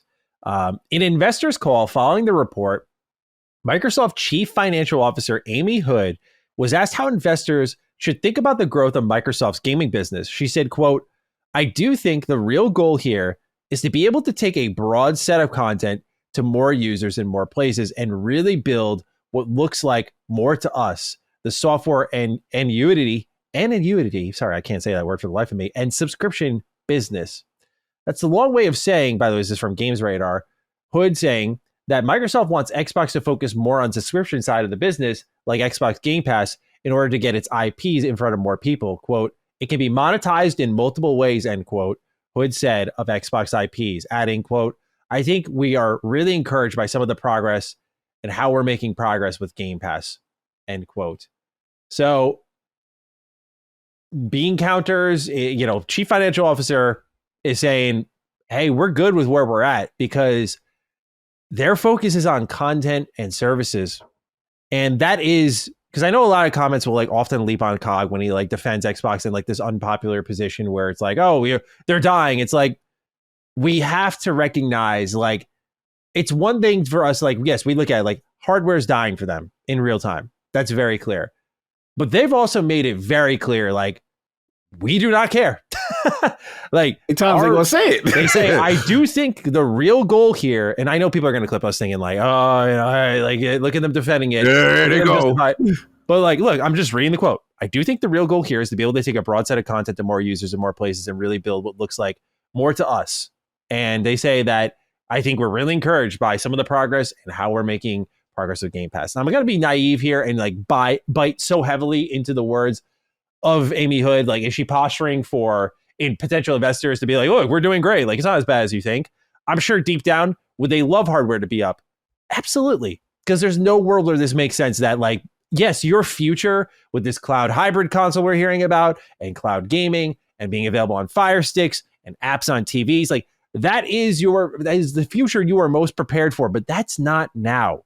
You are still producing games and selling them in a traditional manner, which is on consoles, which is, as it stands, the biggest base. So I think they should still be pushing it. Can they push it in other ways? We talked about handheld. We've talked about different options that Xbox can present. Sure, we'll see what they do. But as things are going right now with hardware, I'm just seeing more and more Wii U era feels on a hardware front, not software, but a hardware front from Xbox. And it's starting to feel like they're going to need a seriously unique, when I say gimmick, I don't mean this in a disrespectful way, but they're going to need something that sort of stands out. I don't think the raw power measuring stick thing is working for people. Like, they've already made up their mind. Why do people still play on Switch even though it's clearly underpowered? It's the gimmick, right? It's the switching between the handheld and dock. Like, that still is useful. And I feel like Xbox getting in handheld could unlock something there. That cloud hybrid thing, that sounds new. Like, I'm not, as a traditional gamer, if you will, with my collection behind me, not super enthusiastic with what I'm hearing, but like, we haven't seen a tangible leap in gaming tech really since PS2 to 3, where you could see it and feel it. And I feel like now it's been how you approach what's already existing. So again, you do the Switch approach, like, hey, games are what they are, but here's how you can interact with them differently. And that went so far for people, plus the staggering amount of IP they had supporting it. Xbox has the IP. Xbox has the content. The content and services are up. People are engaging with it. So if you're going to do hardware, which they're claiming they're going to continue to do, they've committed to next gen. We're hearing rumors of handheld. You know, there was that dongle at one point. Like, there's different ways that they're tackling this thing. So I think they're just more and more going to be in need, maybe even desperate need, if you want to maintain console as a primary way of delivering games to people. You're going to need something that really stands out, that's different, that propels gaming in a new area. Not like, we've already heard the talk about from Sarabon, like, it's our most powerful console yet. It's like, yeah, like, I'm not getting all doom and gloom here, but like, yeah, pump the brakes on that. Like, what does that mean? Right? Because we've heard that before from both sides, and both sides have times they're outdoing each other and other times they're not. So we need something more tangible from Xbox on hardware. Just this, smart delivery was something that was tangible. It maybe, as time has gone on, not really a selling point anymore. But if they're going to continue to push hardware, which they seem they're going to, even if investors calls, they're saying like, look, yeah, we're happy with like going in this Game Pass direction. But hardware on the other front, like, is it PR statement? Is you saying like, we're still focused on hardware, we're still doing plenty of hardware? Like, are you trying to save face for this inevitable future? Like, are you just trying to buy time? Like, this is where it goes. Like, you can't trust what they're saying. And as a fan from the outside looking in, I'm like, yeah, you're doing well, but like, how do you feel about how Xbox is doing compared to Activision? Because I think there is a level of nuance there that needs consideration. It's like, hey, yeah, Call of Duty's moving the needle. Yeah, Overwatch is moving the needle. Of course. But like, how do you feel that like Hellblade really didn't do much? Like, is that part of the expectation for a more boutique style game? What about Starfield not moving the needle as much as we kind of thought it would? What about your expectations for what's coming up beyond Call of Duty? Is it just going to be like Activision's this high tide that raises all ships now? Like, yeah, all these other games can kind of do not as great because we have Call of Duty to serve as the buoy out there every year. Does that fortify the Call of Duty sweatshop now? Like, you see the spiral? Because like, now do we not get all those other Activision IP we want to see activated? There's a lot more nuance to it, but at the end of the day, Xbox is doing very well in their own particular way, but I do have concerns about, it's one thing to have a decline in hardware, like 10% is like, all right, but think of the jumps we've seen. We've seen 13%, up to 20%. We're like, all right. And now we're seeing a 42% drop. It's horrible. It's horrible. So, Cog, I know I ranted and raved for a while. What do you make of all this? No, I hear you. Again, I'm a realist. I'm not saying that you're not. I'm just saying when people talk to me, I parse through and I'm getting to where you're at, right? That when I hear corporate speak, I'm parsing through. This is what Satya say. For us, our investment in gaming fundamentally was to have the right portfolio of what we love about gaming. And he says, which is Xbox, the content for the console, and expand from there so that we have content for everywhere people play games, starting with the PC. Then they go off into Activision stuff, right? He says when it comes to the Activision portfolio, it comes for great assets for us to cover both the PC and the console. And then they say, here's the thing. And of course, assets to cover mobile sockets, which we've never had. So we feel that we have both the content and the ability to access all the traditional high-scale platforms where people play game, which is the console, PC, and mobile. But we're also excited about these new sockets. That to me, when I hear sockets and new, and you want to be flirting everywhere else. Now, the issue is, when it comes to, like, for example, cloud, or let's just say mobile, are you too soon? right? Are you aggressively too soon? I think it is fair to criticize, say, hey, are you being so aggressive in these new markets that you're neglecting your baby that got you? I think that's a fair question. And I think it's fair that if you keep having a precipitous drop, right, and you are devaluing your own console, you would like to have more income coming in there, right? So it is something that anyone who says, bro, like, this is, what are they doing? You know, I don't get it. Like, this is a mistake. I understand that. But at the same time, it is hard to talk to someone when money and more money is coming in. When more money is coming in, see, they don't look at it as, we look at it as like, yo, bro, if y'all ain't had ABK, what the hell would have been going on, right? They looking at it like, yeah, this is what we did it for. and now we can tell the board, look what's up. Look what's, it's, sadly, I want to say it's short-term thinking, but that's how stakeholders do. Now, all I care, this is me. This is what I care about. I care about games, quality games, and drawing people to the platform, right? I also care about marketing, you know what I'm saying, the console. I, per se, don't think they're doing a good job about that, right? So my thing is, what is your plan short-term and long-term to at least improve these numbers? One would think you would like to at least improve them. That's where me and you, Maddie, are in alignment. Like, I'm like, damn, you just going to just let it rock out like that. So that's my concern. And I think we're going to get a lot of information, like I said, come that quarter when what you call Black Ops 6 is entered into the service. I'm dying to see what it does there and how that affects or accelerates hardware growth at all, or in conjunction with this new plan for new hardware. So look, it's a very interesting situation for me, because there's one part of me that understands that they had to reinvent themselves to stay relevant. We have to admit that. They had to. They were not competing with their competitors in that way. But the other part of me is like you said, I want a little bit more of a balance where you just completely just walk away from console, and because you literally now are accelerating third-party publisher energy. I think it's fair for someone to say, yo, you keep with these drops. You sure you doing a new console next year? I think it's like the stats kind of fly in the face of, I think they're going to. I feel very confident about it, but like at the same time, because they're Microsoft, like they could just afford to say, fuck it, why not? But how do you look at the hardware decline in a generation where you have really good content and be like, yeah, let's do that again, when we're already bringing stuff to PlayStation? Like, this is the contradictions we're talking about, where like they're committed to hardware. There's these exclusivity believers. By the way, one of them apparently being Matt Booty, saying like, yeah, we're still always going to do exclusives. Like, we're going to launch our next system with exclusives.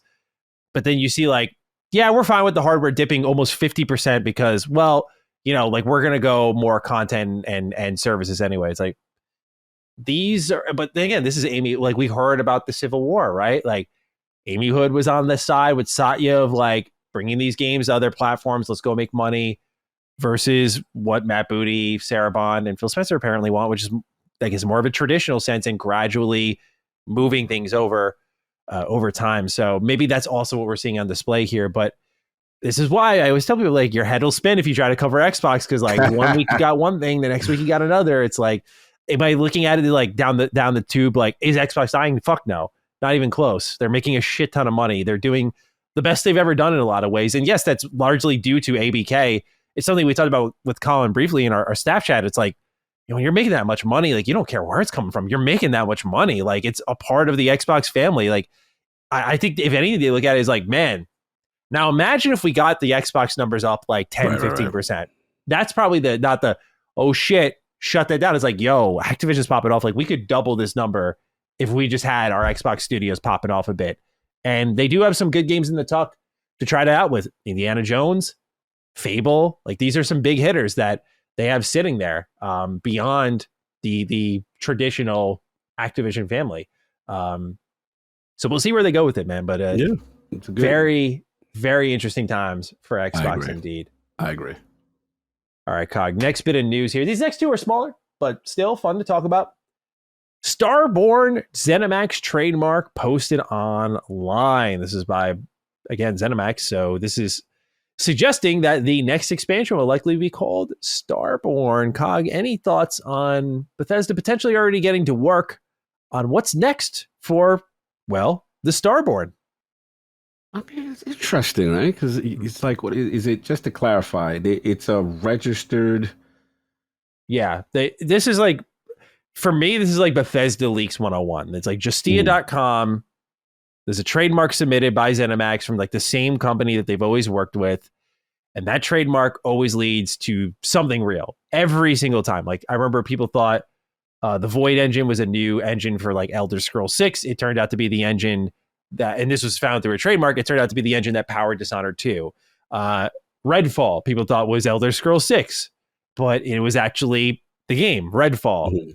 Starfield, actually, when I first started covering it, was picked up the same way through a trademark. So no doubt this is something based on its same classifications, that this is like some sort of expansion or DLC. But what you got here? All right. So I might have a contrarian opinion.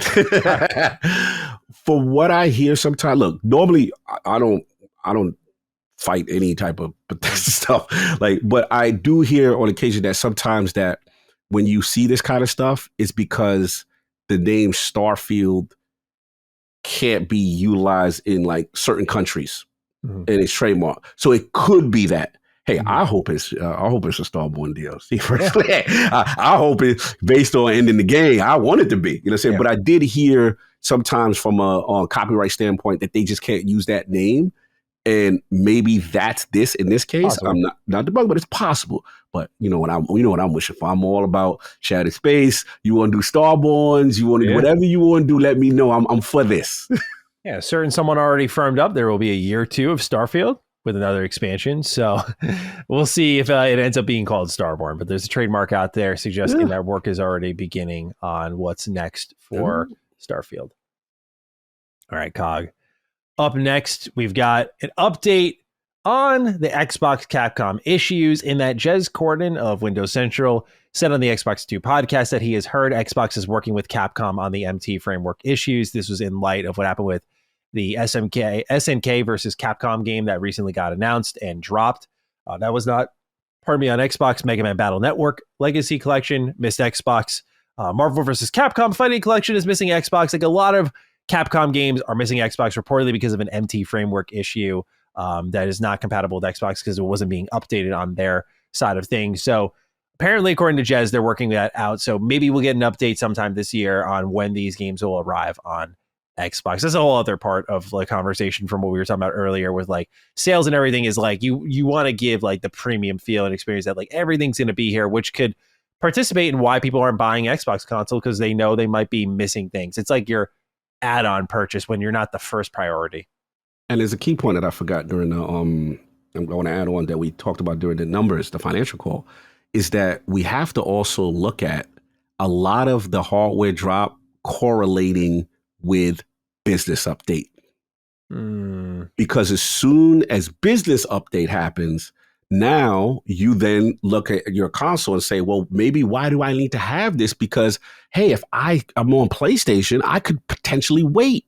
Yeah. And you see what I'm saying? Yeah. So there's a correlation there as well. But back on point with this topic with the MT. Look, thank God. I hope this is true. Shout out to Jez. I hope this is true. And this is what I'm talking about. You know, they're too big a company to continue to, regardless of who's at fault, whether it be Microsoft's changing of their internal system that is incompatible with Capcom's older fighting games, or Capcom not wanting to spend, whatever it is, you need to make that, especially with Capcom now partnering with you and giving you Monster Hunters and giving you Path of the Goddess and Game Pass, you know what I'm saying, kind of thing. Like, let's shore that relationship and stop missing out on things that could have potential impact. I know the stakeholders ain't looking at it from a high percentage, but again, it's about that lesser than and that brand perception. So I hope this is true, and I hope they're able to get this resolved.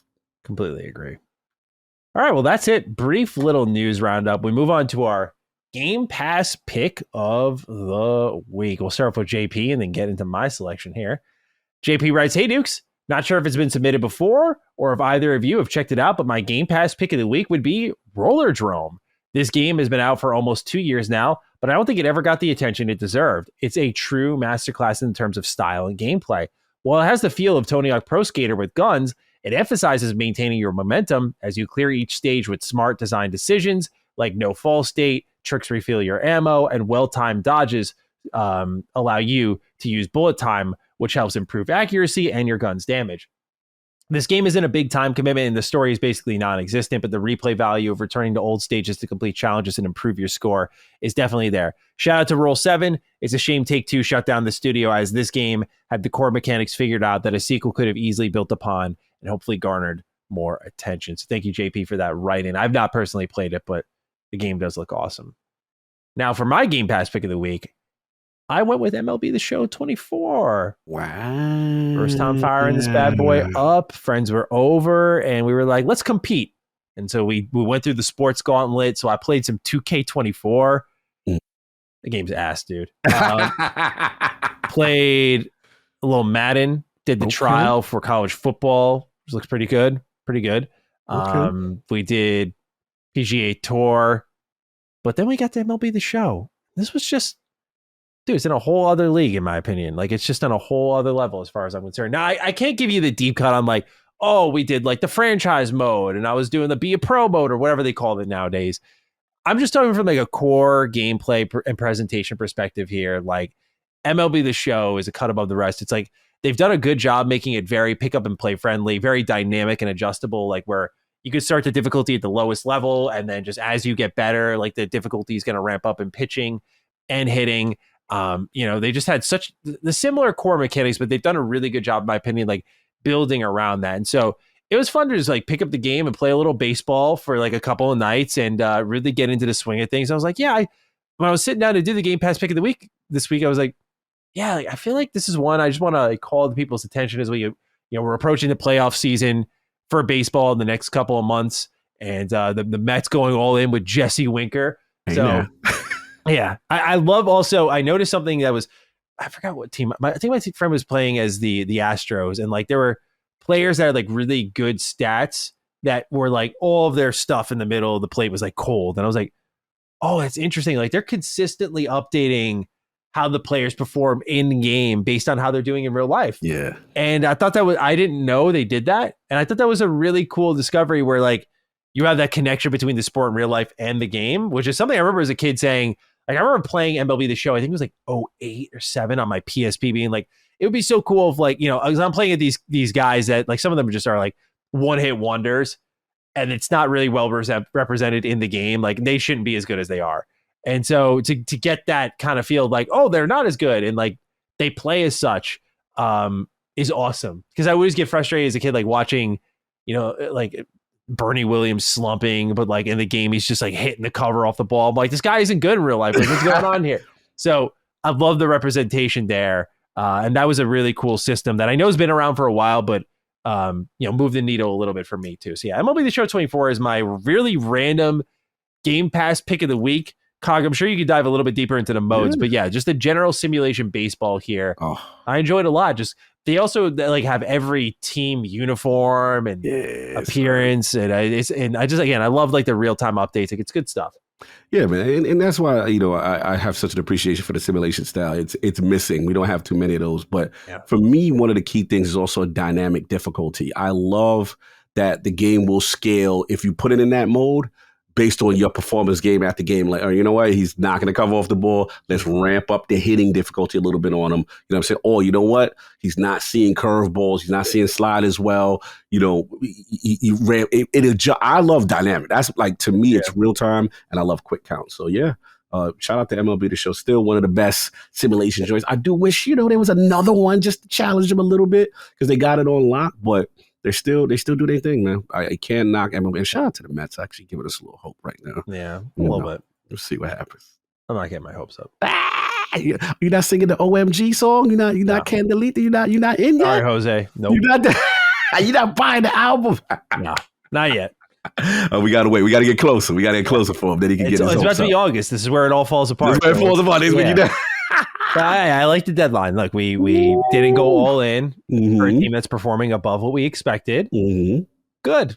Don't sell the future for Fair now enough. Where we're not going to go far. So I was Fair like, enough. Yeah, sure. Get a random Jesse Winker in the locker room and just kind of like, they fighting though, man. They fighting a little bit. Come on. They showed I'm just saying, like, look, back, I feel like Mets fans have completely leveled out, and that like I was reading the discourse online. A lot of people were like, great deadline. Like, glad we didn't go all in. Like, a lot of us are just like, we've been here before. Facts. Where you got to make like the big swing to like All get the one splash. bat, and you just trade away so much to make it happen. It's like we're not there yet. Like we'll make some noise, and that'll maybe draw some free agent attention, and then we go from there. See what happens. Keeping it conservative. So let's be honest. Like we tried to sign so many big names last year, right? Like apparently we're going after Atani. Like apparently we were going after forgetting the gentleman's name who came from Japan and is Yamamoto. Yeah. You know, like we like tried to go for all these big fish. No one wanted to come here. So at least like the players are doing their part, showing that there's a little bit of a winning culture, even when there's not. And we'll hope for the best come next season. I like how you protected yourself this year. You're doing a good job protecting the heart. I see what you're doing. 100%. All right, final question of the episode, and then we're on out of here. Daniel J writes in saying, "Howdy Dukes, with the Xbox 360 store now officially closed, I would like to celebrate the end of what was for me and many others a super formative console generation. What 360 games do you guys have the fondest memories of? And what would you say was the best game on the platform? While Halo Reach was the best game I had played on the console, Batman Arkham City was easily my fondest gaming memory as a teenager on the 360.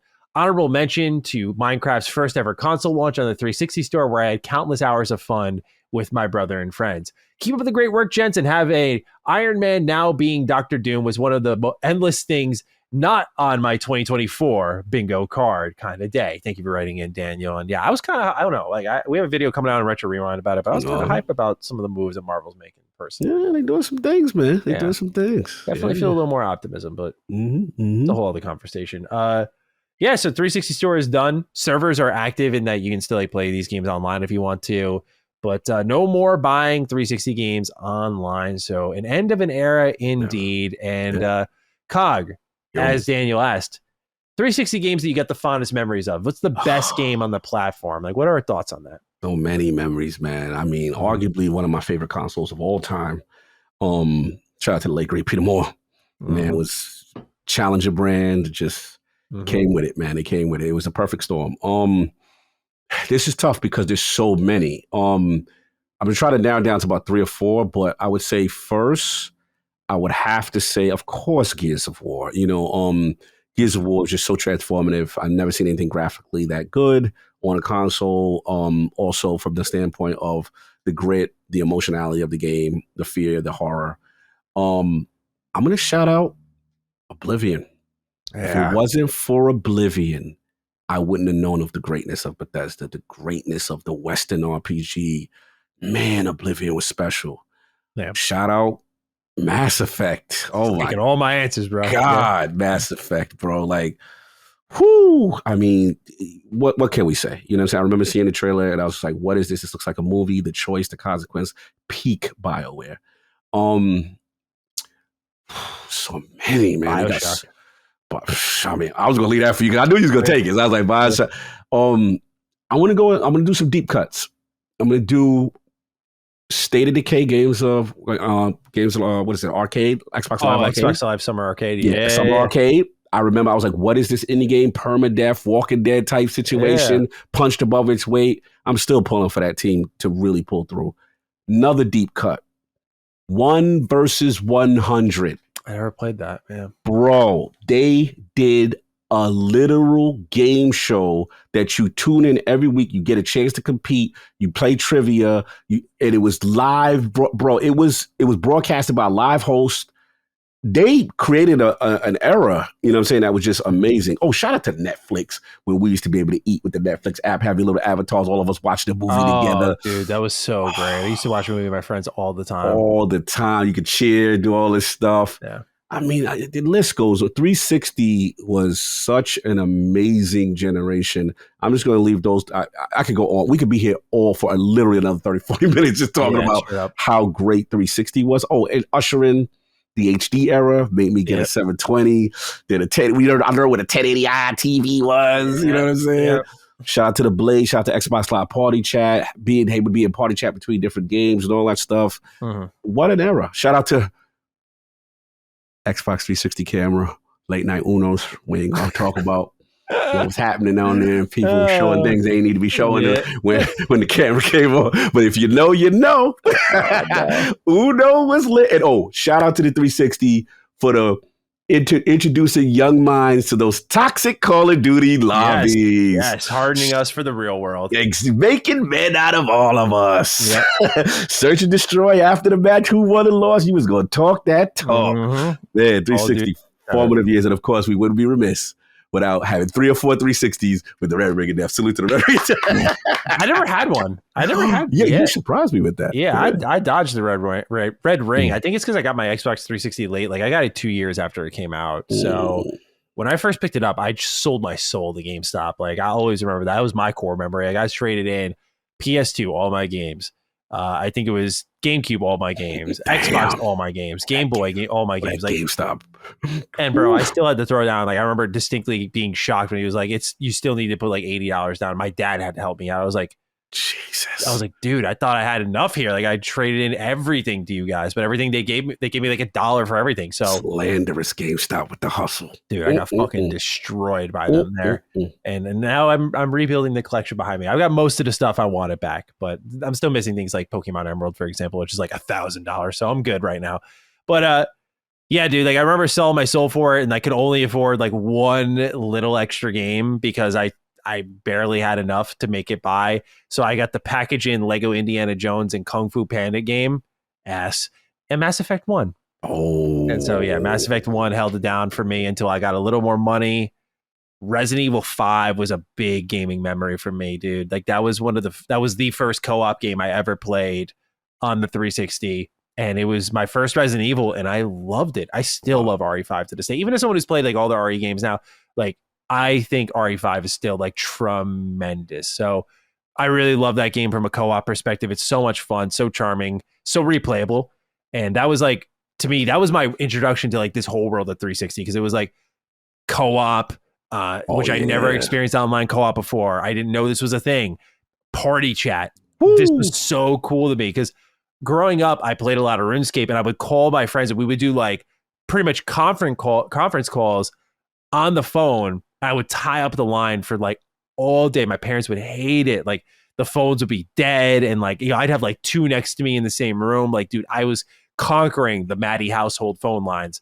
And like, we just sit on RuneScape and talk all day on there because we didn't like have Skype or Discord wasn't a thing. Like we didn't have all this. So Xbox Live Party Chat was like, oh my God, I could talk to them. I'm like not on the phone. So like mom and dad can be like, fine, use the phone. Like I could just like dial in with my friends here. This is great. So like, yeah, I remember like the dinky little headset they gave you with it. But yeah, co-op online gaming was like super transformative for me personally. Call of Duty World at War was my first like next gen COD. I was a World at War guy always, even when I got COD 4. I was like, nah, like I love the World at War so much, played it so often.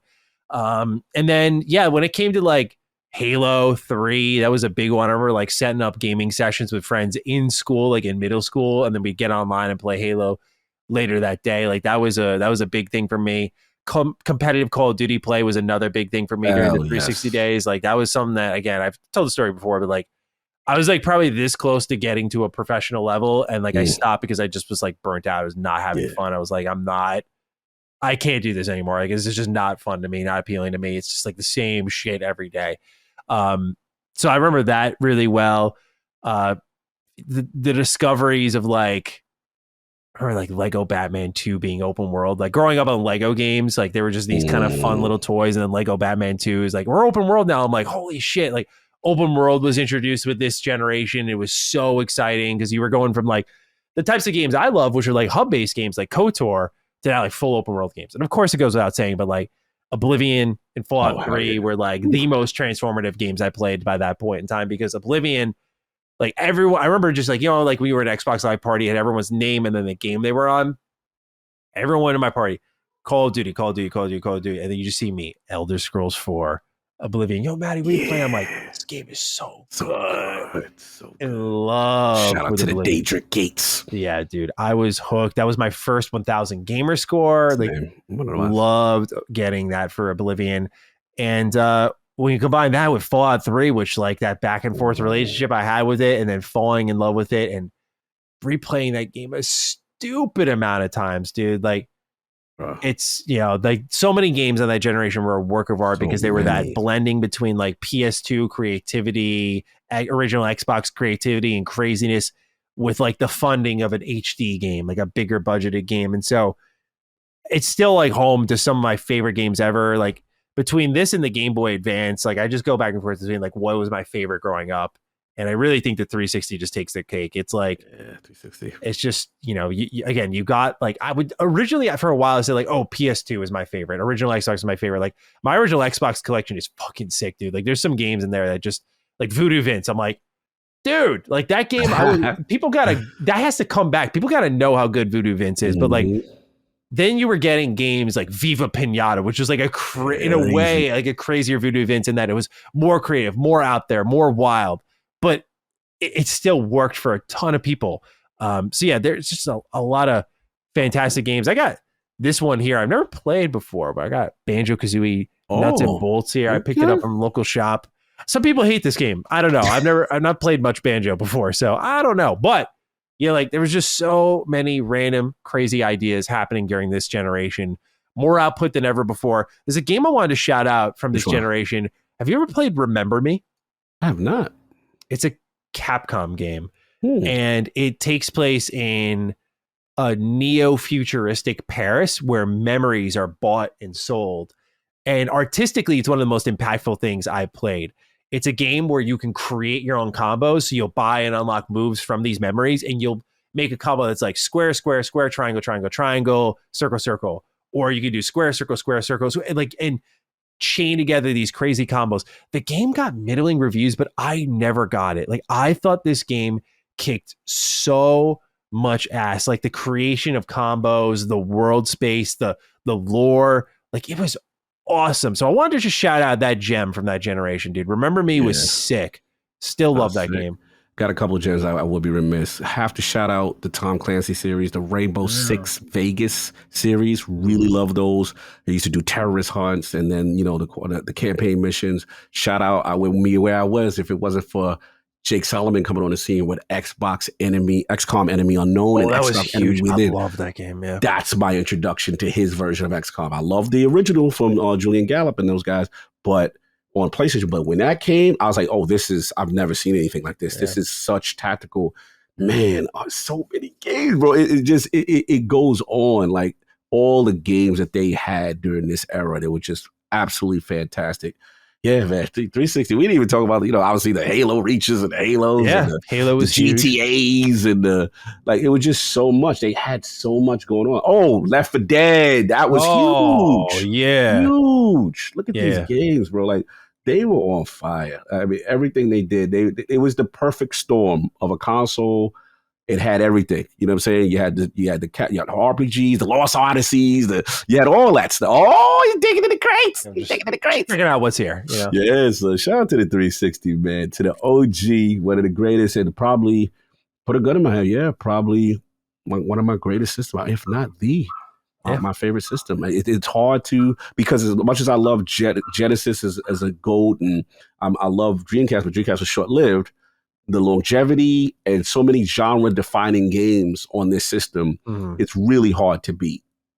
Yeah, just an incredible time. Like it's one of those systems that, I want to shout out Prototype real quick. Prototype is so good. Yes. Loved Prototype. I always remember like tracking that thing. Red Faction Guerrilla. Yes. That one is also awesome. Like the real-time destruction was like mind-blowing to me. Dead Space. How could I forget my beloved Dead Space? Yeah, man.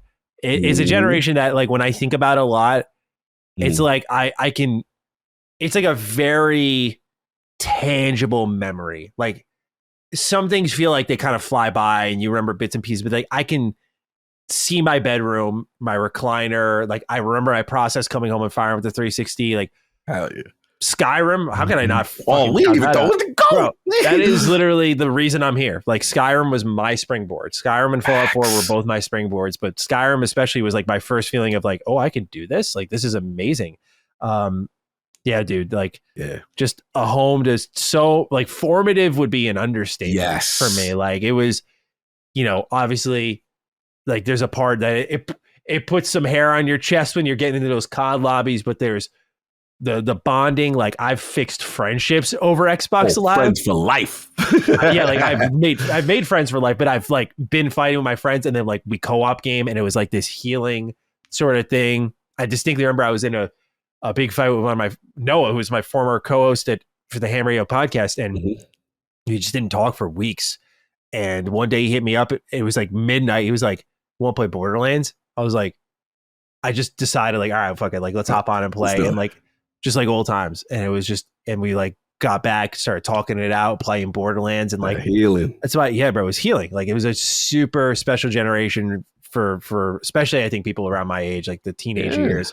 Just so much, like that was my social tool. Like I like to go out now, but I was not a social butterfly. If it's fucking obvious, like I just did not like to go out and like go to parties and all that stuff. Like when there were big school trips, like, oh, we're going to Six Flags, I was like, sick, I'm staying home playing Xbox. Like that's how I rolled. Like I just did not care about that stuff. And so that was a big part of me growing up, man, was that generation. So yeah, just what a fantastic time. Wow, fantastic. Final shout out for me, because I don't think it gets enough credit, is because it meant so much to so many different type of gamers. What we were missing, we didn't mention the guitar heroes, the rock bands that truly changed. It got casuals into gaming. Also, I know this is not popular, but I did have that Connect on 360 because that was when it was actually popular. I ain't gonna. Dance Central was a vibe. I don't care what nobody say. Dance Central was fire. Like people, I was getting a little, I might have been getting a little groove on it. Might be. I still have footage of me playing 360 Connect on my Xbox hard drive. I still have footage where they got me. I'm like, yo, look at the kid. That's so funny. Let's be for you know what I'm saying? But I was out there doing the thing. You know what I'm saying? But yeah, shout out to that too. Yeah, for the OG. Yeah, 360. Absolutely. So thank you, Daniel J, for writing in. Yes. Those are our Xbox 360 memories. And Cog, it's time to wrap this show up, good sir. Any closing thoughts? We have a hashtag here. We did. We're talking numbers. Have we ever done numbers, DD? I don't think we have. We do a lot of number talk. I like that. Yeah, let's do the numbers. Numbers DD. Got this far, ladies and gentlemen. Let us know your thoughts. Use the hashtag numbers DD. You can tag us on Twitter. I'm at G27status. Cog is at Lord Cognito. Or you can go ahead and use the comment section again. Hashtag numbers DD. Cog, as we wrap this thing up, any final thoughts from you, good sir? Salute, man. Another one in the books. A lot of things were trying to stop us, but we made it happen. I know. We made this one happen. It was a crazy day. Health is wealth is the vibe. Loved it. Loved the merch, y'all. I see y'all out there rapping. I'm seeing the tweets, and it looks really fantastic. So salute to, I love this movement that we got going. Yeah. And I love the writers and people really taking towards it. So salute. Yeah. I'm so surprised that for all the sponsors that LSM has got, that no one has like taken the ball and ran with it in the terms of health is wealth. Like, not that I'm advocating for it, but it's just so surprising with like how organic tie-ins are so big for these companies. Is like, that's like right there. It's kind of crazy, but right there. But I'm very honored and humbled that people have kind of gravitated toward that health as well thing and share their stories and continue to do so. So thank you to the audience for being transparent with us, open with us on your struggles, on your journey, putting your name out there, your story out there to inspire others. It's certainly not just us. So we appreciate you all immensely. Thank you for being a part of our little community here on LSM with Defining Duke. And with that, we hope you take excellent care of yourselves, and we'll catch you next week for episode 188 of Defining Duke and Xbox Podcast. Peace out. Defining Duke, an Xbox podcast, is a product and trademark of Last Stand Media and Collins Last Stand LLC, and is recorded from the United States of America. The show is conceived by Matthew Mr. Matty Plays Schroeder and me, Colin Moriarty, and is written and produced by Matthew Schroeder. Matty's co-host is Barry Lord Cognito Eversley. Defining Duke's executive producer is Dustin Furman, and the show is edited by associate producer Ben Smith. All of Last Stand's theme music is by Ramon Narvaez. As you know, all of Last Stand Media's shows, including Defining Duke, are fan-funded on Patreon at patreon.com/laststandmedia. The following names are at the producer support level on Patreon, and we're thankful for your kindness and generosity.